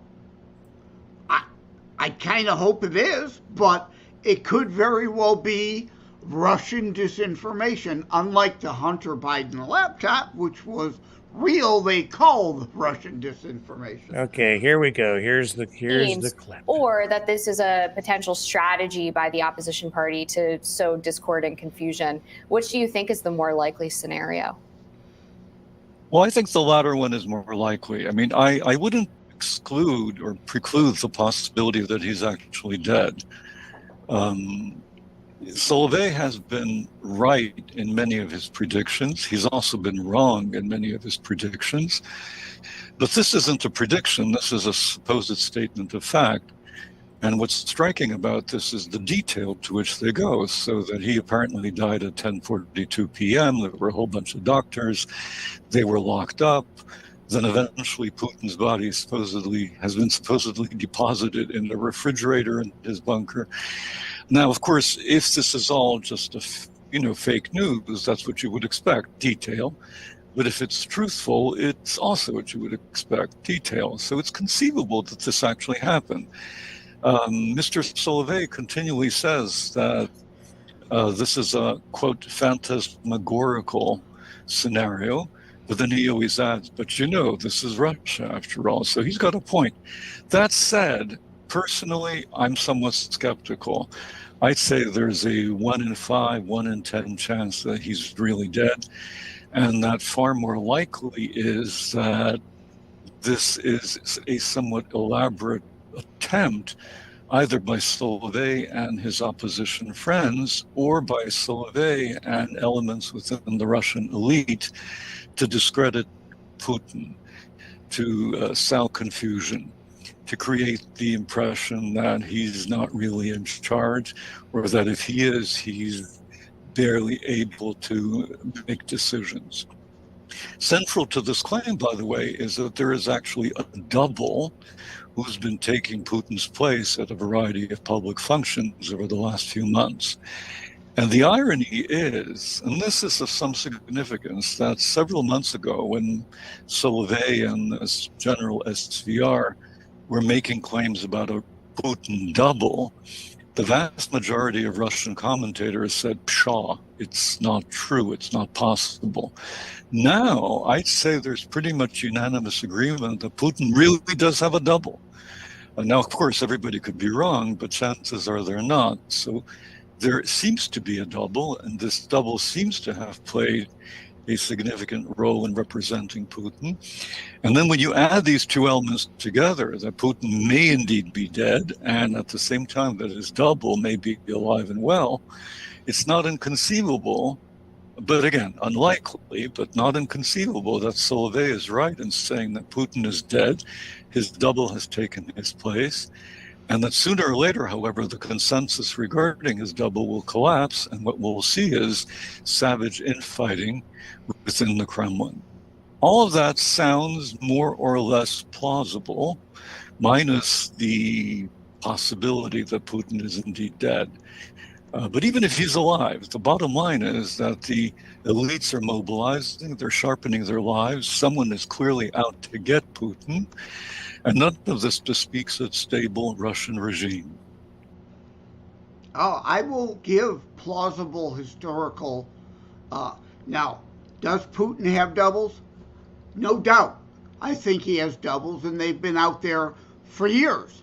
Now, is one of the doubles filling in for him because he's dead? Right? Hitler had doubles. Saddam Hussein, Muammar Gaddafi, well known to have had doubles, to be distractions and decoys and deploys, right, to avoid assassination. So there's historical precedent and accuracy to that lends credibility to that. Now, again, though, I say, is it really opposition or controlled opposition? I beg you to see the John Cena movie, Freelance. Let me mention two other movies regarding this. Well, he's replaced by a double. Remember the Kevin Kline movie, Dave? How about the Richard Dreyfuss movie, Moon Over Parador? I urge you to see Dave with Kevin Kline and Moon Over Parador with Richard Dreyfuss and John Cena, Freelance, for a lot of the historical play going on here. Now, right, art imitating life or life imitating art? Uh-oh, did you drop something? Uh-oh, I can't hear you. I dropped my pen. Oh, okay. But, I thought you unplugged the mic. And let me put everyone's mind at ease. When I dipped out of the shot and came back up, it's not my body double, it's still me. Okay? I'm not me, I'm a double. I'm an AI deep fake creation. Don't tell anybody. You could be. These days, it's entirely possible. I am a former IT guy, so. But yeah, Wow. No, seriously. Art imitates life and life imitates art, right? So seriously, see Cena's Freelance movie, see Dreyfuss's Moon Over Parador, and see Kevin Kline's Dave. to dig deeper into the possibility and plausibility of these things actually happening or not. Again, Hitler had many doubles because obviously there were a lot of people out to kill him. So just to kind of, I guess, draw this part of the discussion up, or draw it to a conclusion of some kind. Oh, no, we got to go another 5 hours. Yeah. So I know that, so we're now about a month into this whole war. And as a result, now 70% of the population on the Gaza Strip has been displaced. And Israel dropped leaflets. Do war criminals warn the people they're going to bomb to leave the area because there are terror tunnels under your schools, under your mosques, under your hospital? Those are legit military targets now. Leave the area. We don't want to kill civilians. Leave the area. But yet, I share on Instagram at @JLeonardDetroit, most social media platforms. Go to Instagram at @JLeonardDetroit and see the great meme about Bibi Netanyahu with a Hitler stash, right? I mean, literal descendants of Nazi collaborators are spreading psychological projection that Bibi Netanyahu is actually Hitler. Literal people who want to exterminate the Jews are calling the Jews Nazis. The irony is so thick, it should suffocate them. But since they love to call Jews pigs, let me call them fish. They swim in the propaganda. They have gills. If they actually had to breathe the air of reality like a fish out of water, they would die. Well, what I want to see, and maybe things will work out better, is if we can get Donald Trump's body doubles, Joe Biden's body doubles, Putin's body doubles, and I don't know, because UFC cage match. They're all freaking dead. They're all dead, these guys. And now we just have their body. Let's get these guys together and have some sort of a summit, a peace summit of the body doubles. Who am I missing? Trudeau's got body doubles. Anybody with the doubles, it'll be a doubles convention. Hey, I can't pass a joke, so since we're talking doubles, it should be held at Wimbledon. Okay.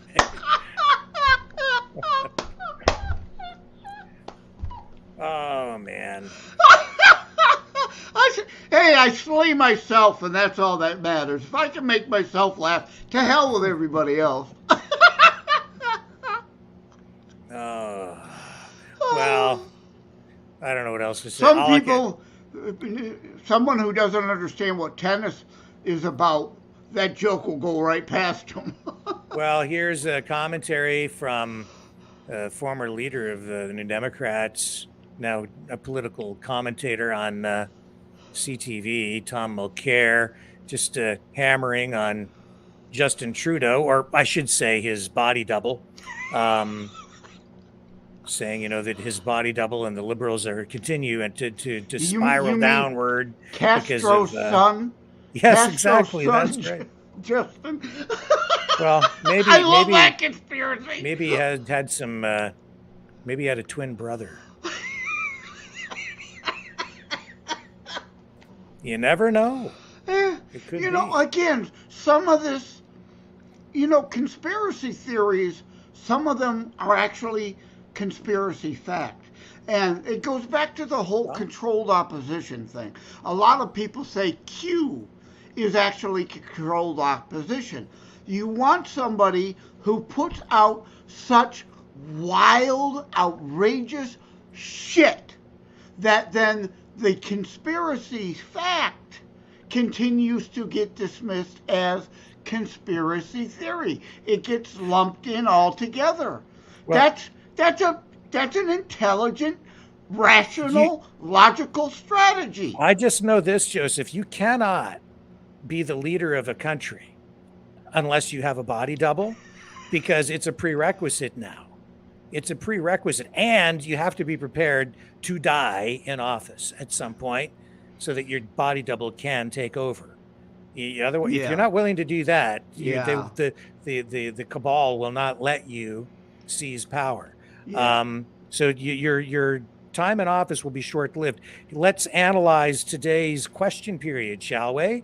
And look at the body double of Pierre Poilievre, Conservative Party of Canada leader, taking Justin Trudeau's body double to task on the carbon tax issue again today. And here we go. They lost the vote of confidence in the House yesterday. The Honourable Leader did, of the Opposition. on the carbon issue. The Prime Minister is not worth the cost. Now he's panicking. He's trying to save not only the carbon tax, but also his political career. And the Bloc is there to support him. The Bloc voted in favor of keeping the tax on home heating. And we learned in La Presse that the Bloc wants to keep the Liberals in power for another 2 years. We also learned in La Presse that there was a call between the Bloc Québécois leader and the Prime Minister, a call to protect and save this Liberal government's agenda. So, will they be transparent about all the conditions of this new costly coalition? The Right Honourable Prime Minister. Mr. Speaker, as everyone in this room knows, I am always willing to work with whoever wants to do more to fight climate change, who wants to do more to help Canadian families through these difficult times.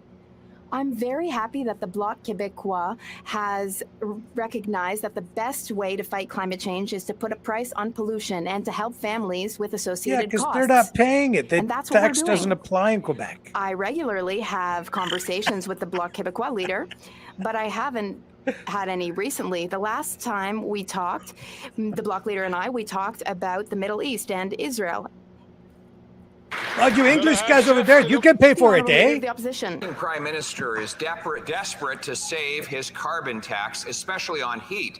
And he started by giving a temporary pause to some people in a region where he was plummeting in the polls and his caucus was revolting. Buying votes, Then buying he found votes. that the entire country was in revolt and he needed a new coalition partner to save him from my common sense confidence vote to take the heat off, to take the tax off the heat. He got that support from the Bloc Québécois. We now learn that he has been in discussions with the Bloc to help him stay in power for 2 years. What did he promise the separatists for them to enter into this costly carbon tax coalition? Did we not fight a war against Britain over taxation without representation? Mr. Speaker, contrary to the divisive rhetoric that the Leader of the Opposition is putting forward, the measures we announced on transitioning people on oil to heat pumps apply right across the country. The doubling of the rural top-up right across the country. We're going to continue to work with Canadians to phase out home heating oil, which is dirtier and more expensive. And I want to recognize that we are willing to work with anyone in this House who will step up in the fight against climate change. And I thank the Leader of the Bloc Québécois for continuing to be firm on building a better future for all our kids, on fighting for climate change, against climate change on this and in other occasions. I welcome all parliamentarians to stand up And in what the fight is against your climate change. and your friends' money invested in? Money laundering, climate scam. It doesn't even make sense. Yeah. It's The Honourable Leader of the Opposition. Now he's thanking the separatists for helping him save his carbon tax and support his plan to quadruple the tax on heat, gas, and groceries. This Prime Minister is playing a very dangerous game. First, he divided Canadians by giving a temporary pause to some people in a region where he was plummeting in the polls and his caucus was revolting. When all Canadians then revolted against this divisive plan, he's turned to the separatists who say that they are going to keep him in power for 2 years and that the Leader of the Bloc has had a call with the Prime Minister to do it. In the interest of transparency, will the Prime Minister reveal what he promised the separatists for them to join in this costly carbon tax coalition?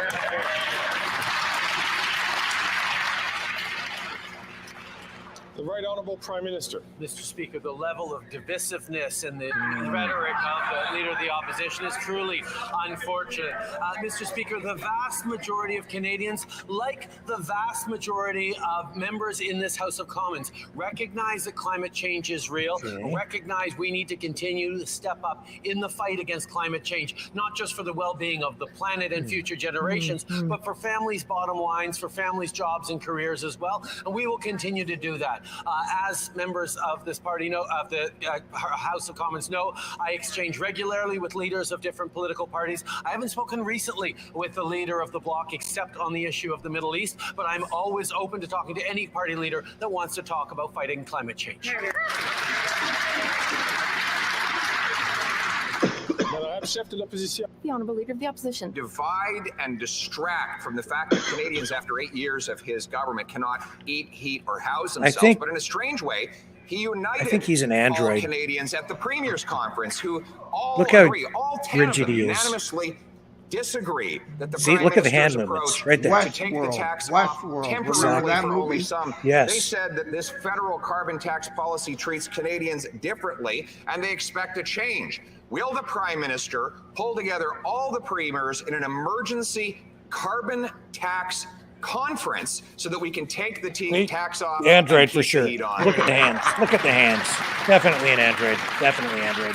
Yeah, it was Westworld 2 where they replaced world leaders. Look at the hair. Announced And look at his hair, ago, Joseph. Help Look, any definitely Canadian body double. everywhere across the country to get off home heating oil towards using a heat pump, which is I think he's cleaner, even wearing a less fake expensive, poppy. and better for our future. These are things that we've done right across the country. Only the Conservatives would think that taking serious action on climate change and supporting Canadians right across the country with affordability measures would be divisive. Well, it is divisive if you think that climate change is fake. But for everybody else other than the Conservative Party, we know that we can come together to fight climate change. We know we could come together to launder money in the name of climate hoax. Canadians know that the only thing fake is this Prime Minister. Mr. Speaker, today the NDP flip-flopped on its flip-flop. First, they voted 16 times in favor of the carbon tax on home heat. Then they voted to quadruple the tax. Then yesterday, they panicked and flip-flopped and voted for my plan to take the tax off home heating, admitting that they were wrong all along. And now today, they said they're in favor of the tax on home heat by refusing my amendment. So will the Prime Minister tell us at 2:26 p.m., what is the NDP position on the carbon tax right now? I like that guy. Not certain if that has good. to do with the administration. That question has to do with the administration of the House. But I do see the Right Honourable Prime Minister rising to his feet. The Right Honourable Prime Minister. Mr. Speaker, what is clear is that the Conservatives are all ready to try and divide Canadians one against the other in any possible way they can, when the reality is the only division around climate change is that Conservative politicians still doubt whether it's real or not, and certainly don't think we should be doing anything to fight climate change. However, everybody else across the country, in all different parties, knows that it's a real issue that we're going to continue to step up and fight, unlike the Conservatives that continue to look to divide and hide from the reality of climate change.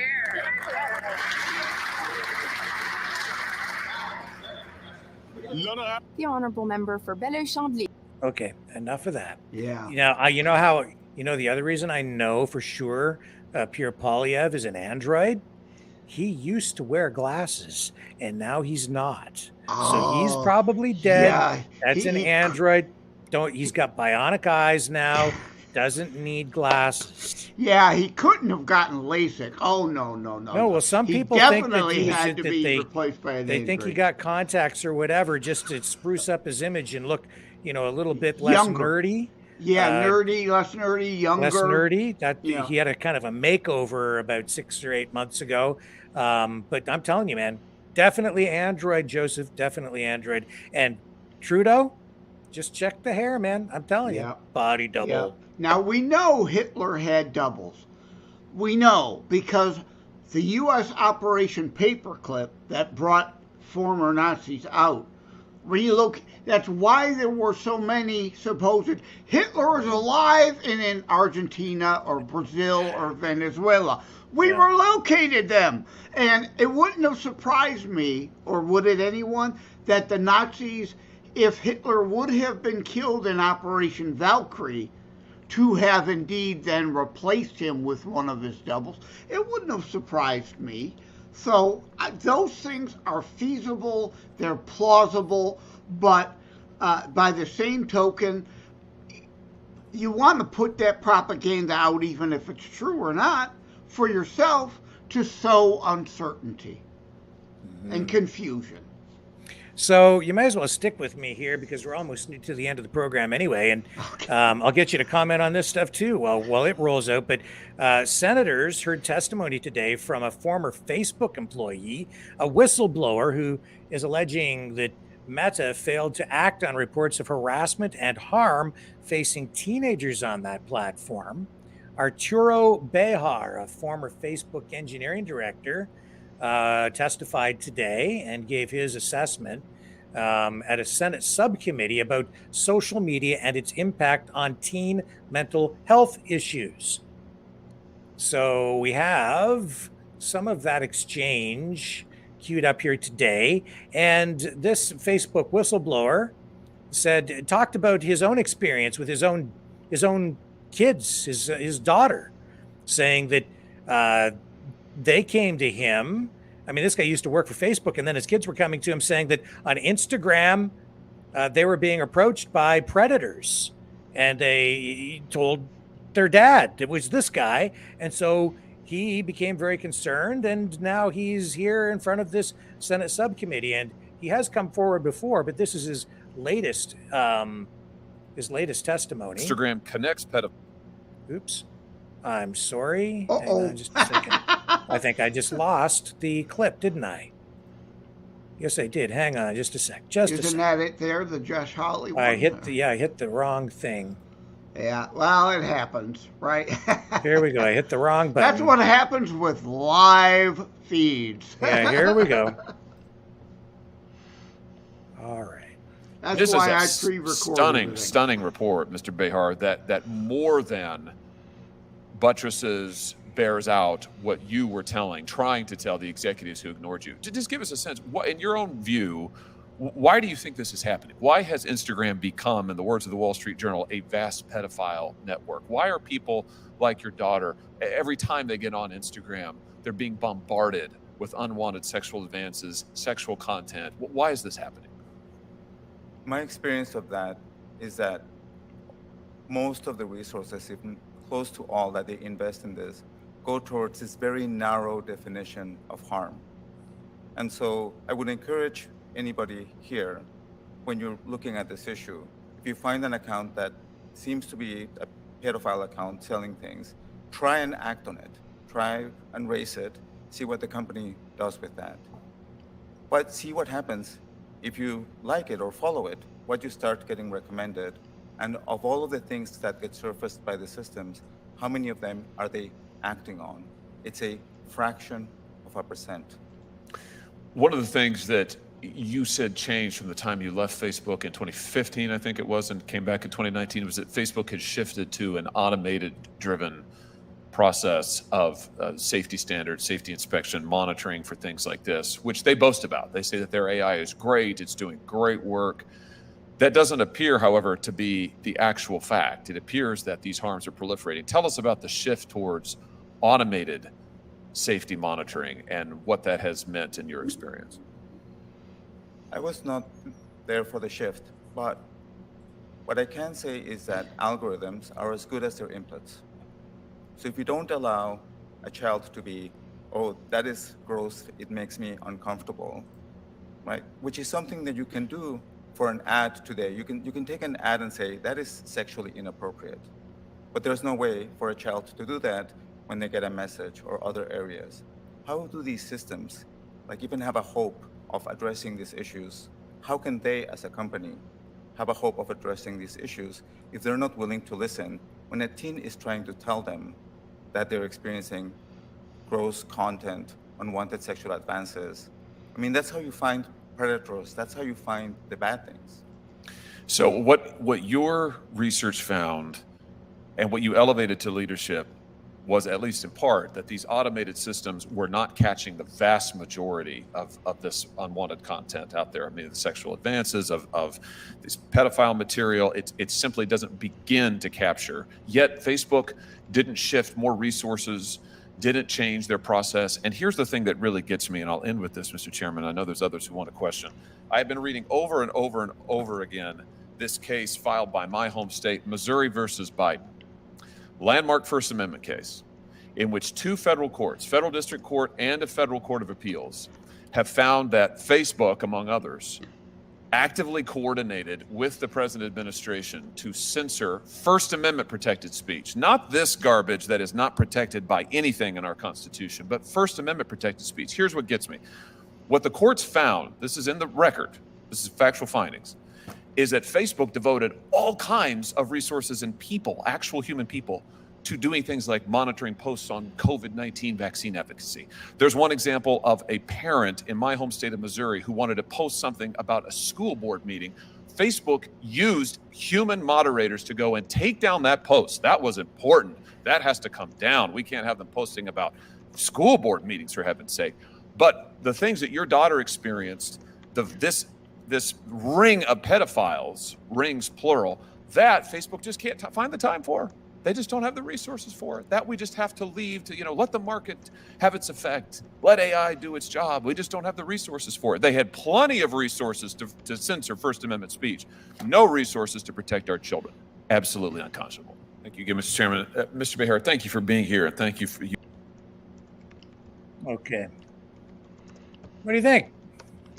Yeah, the rampant pedophilia on all these platforms, and it's right there in everybody's faces. I mean, is there anybody that doesn't understand, that hasn't seen it firsthand? Instagram indeed seems to be one of the worst, because why?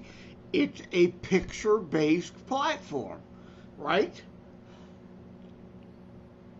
Yeah, I don't really use Instagram, so I can't really speak to it. I've rarely ever even gone on Instagram.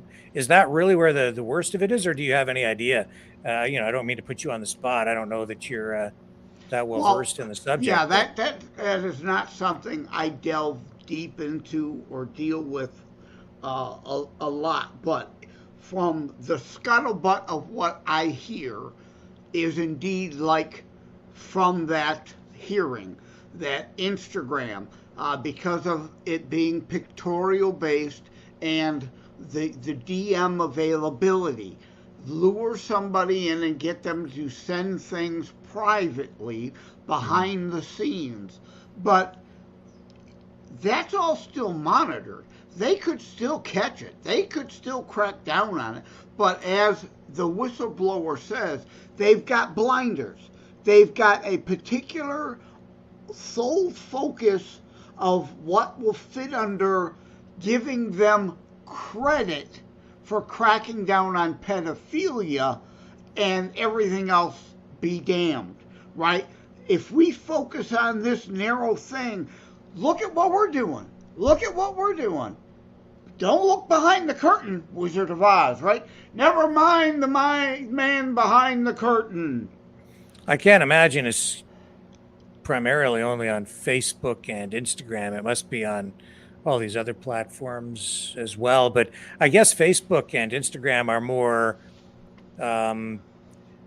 they're used more for communication, right? Because you've got Messenger, you have people communicate on there back and forth in a social way, more like a chat sort of a thing, right? So more so than, say, YouTube or some of these other platforms, and I guess Twitter to some degree as well. Yeah, Snapchat is another one, right? Is it? Yeah, I don't use that myself. I don't use that one either. I do use Instagram quite a bit. Again, I'm on 15 different social media platforms at J. Leonard Detroit on most of them. So, because I don't want to why would I want to limit my reach, limit my audience? So, but I'm not on all of them. Like I was on Telegram, I don't bother with it anymore. I was on Twitch for a while, I don't bother with that anymore. But yeah, because there are so many of them, and it's like a whack-a-mole, right? We all know that game. You whack that mole, and the other one's popping up over there. Well, Joseph, that gets us to 8:45 p.m. on this. What is the date today? It's the November the 7th. The 7th. Yep. Of November. So I'm just going to throw it over to you. Guy Fawkes, right? That's today, isn't it? Remember was it the 5th or the 7th of November? Oh, you're Canadian. You should be more in tune with the English politics. Do you remember the Guy Fawkes date? Is that today or was that the 5th? I don't know what the date on that is. It was Guy Fawkes date. I cram so many facts into this cerebral appendage that a lot of them then fall out my ears. And when I want to retrieve I can't. It was on the 5th. Okay. I looked it up. All right. Looked it up. But you're more on the ball. I don't even know what day of the week it is most of the time. They all blur together for me. I was just at a restaurant today saying, they had I went to Outback Steakhouse for dinner, and they had the Monday Night Football game being replayed. So I'm like, is this Sunday? Is this Monday? No, today's Tuesday. How is there a football game on? They threw me off when I normally am confused, like you are, right? The days all blur together. Well, folks, I'm just going to remind you that you can support the show by donating at maverickdonations.com if you are so inclined, and we sure could use your help paying the bills. Most people, however, go to this URL, freedomreporters.com, and donate there. That's through our PayPal account. And you can also support the show through the Rumble rants on the Rumble channels. We're demonetized every place else, so it really is entirely up to you to decide if you want us to continue doing the work here. If we can pay the bills, I'll stick around. If I can't pay the bills, I might still stick around like I am right now, but I can only go so far. We got to keep the lights on. Hey, you got to pay for Rick's double, so when Rick dies, Maverick News continues with his double. That's right. That is right. And so make sure you like, share, subscribe on Facebook. We're not on Instagram. Rumble, big one. That's important to us. Super important. YouTube. We're over on Wimkin now too. So I'm checking that out and seeing how that goes. A couple of videos I posted seemed to get some traction. So that was interesting. Cloud Hub, BitChute, Truth Social. We're posting some stuff over there. Cloud Hub, we always post on Cloud Hub. We've got an audience going over on Cloud Hub. We're not live there. I repost archived material. I don't know if you've checked that out, Joseph, but there's an audience over there. And also UgeTube, UGE Tube. There's an audience there too. People are watching us on that platform. So we're spreading our wings just a little bit. And thanks to you guys and your support, we're still sticking around and plugging away. And I'm going to throw it over to you, Joseph, for some final thoughts tonight. Well, I thank you so much for having me on. Obviously, I appreciate it from the bottom of my heart. I mean, you don't have to have me on, that's for sure. Have that American bloke on, right? When there are probably plenty of Canadians knocking on your door. Why don't you have me on your show, right? No, it's great to have you on. We have a lot of American viewers. Probably half our audience is from the U.S. And of course, please check out terrorstrikes.info/shop. If you are in the U.S., you can get an autographed copy of any of my 3 currently internationally available books direct from me. I will include shipping, again, in the U.S. only. It costs more than the book cost to send it just across the river to Windsor, so I can't do that. And please remember, Rick came on Constitutionalist Politics. Gray Areas Part 2 is coming later in November. Please look for Rick on my show, Constitutionalist Politics. At J. Leonard Detroit on YouTube, you can see the behind-the-scenes video is up there already. The show will air on audio podcasts later in the month. Please check that out. Well, I'm so glad you joined me and the Maverick family here tonight, Joseph. We have people on the program with a wide range of political views. You and I think align on a lot of stuff. You and I are very much of the same mindset when it comes to politics.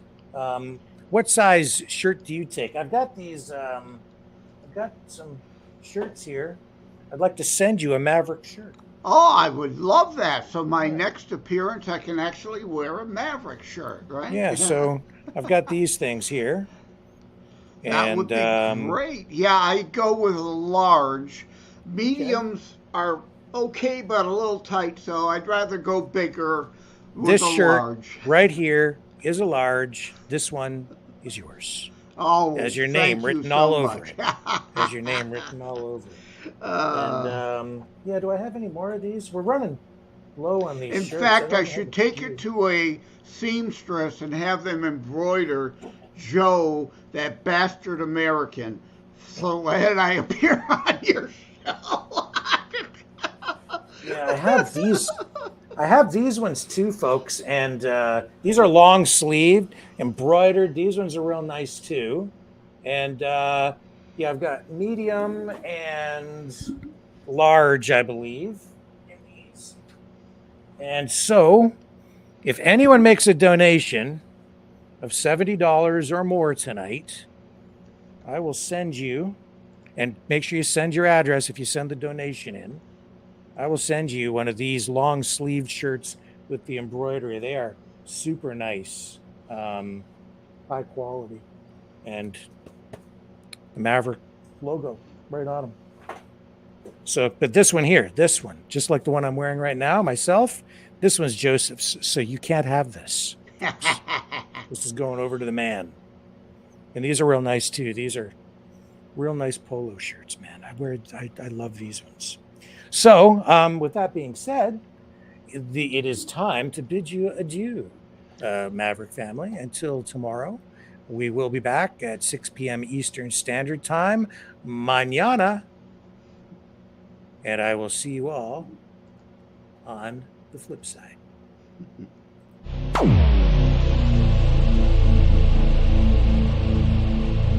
This has been a Maverick Multimedia production.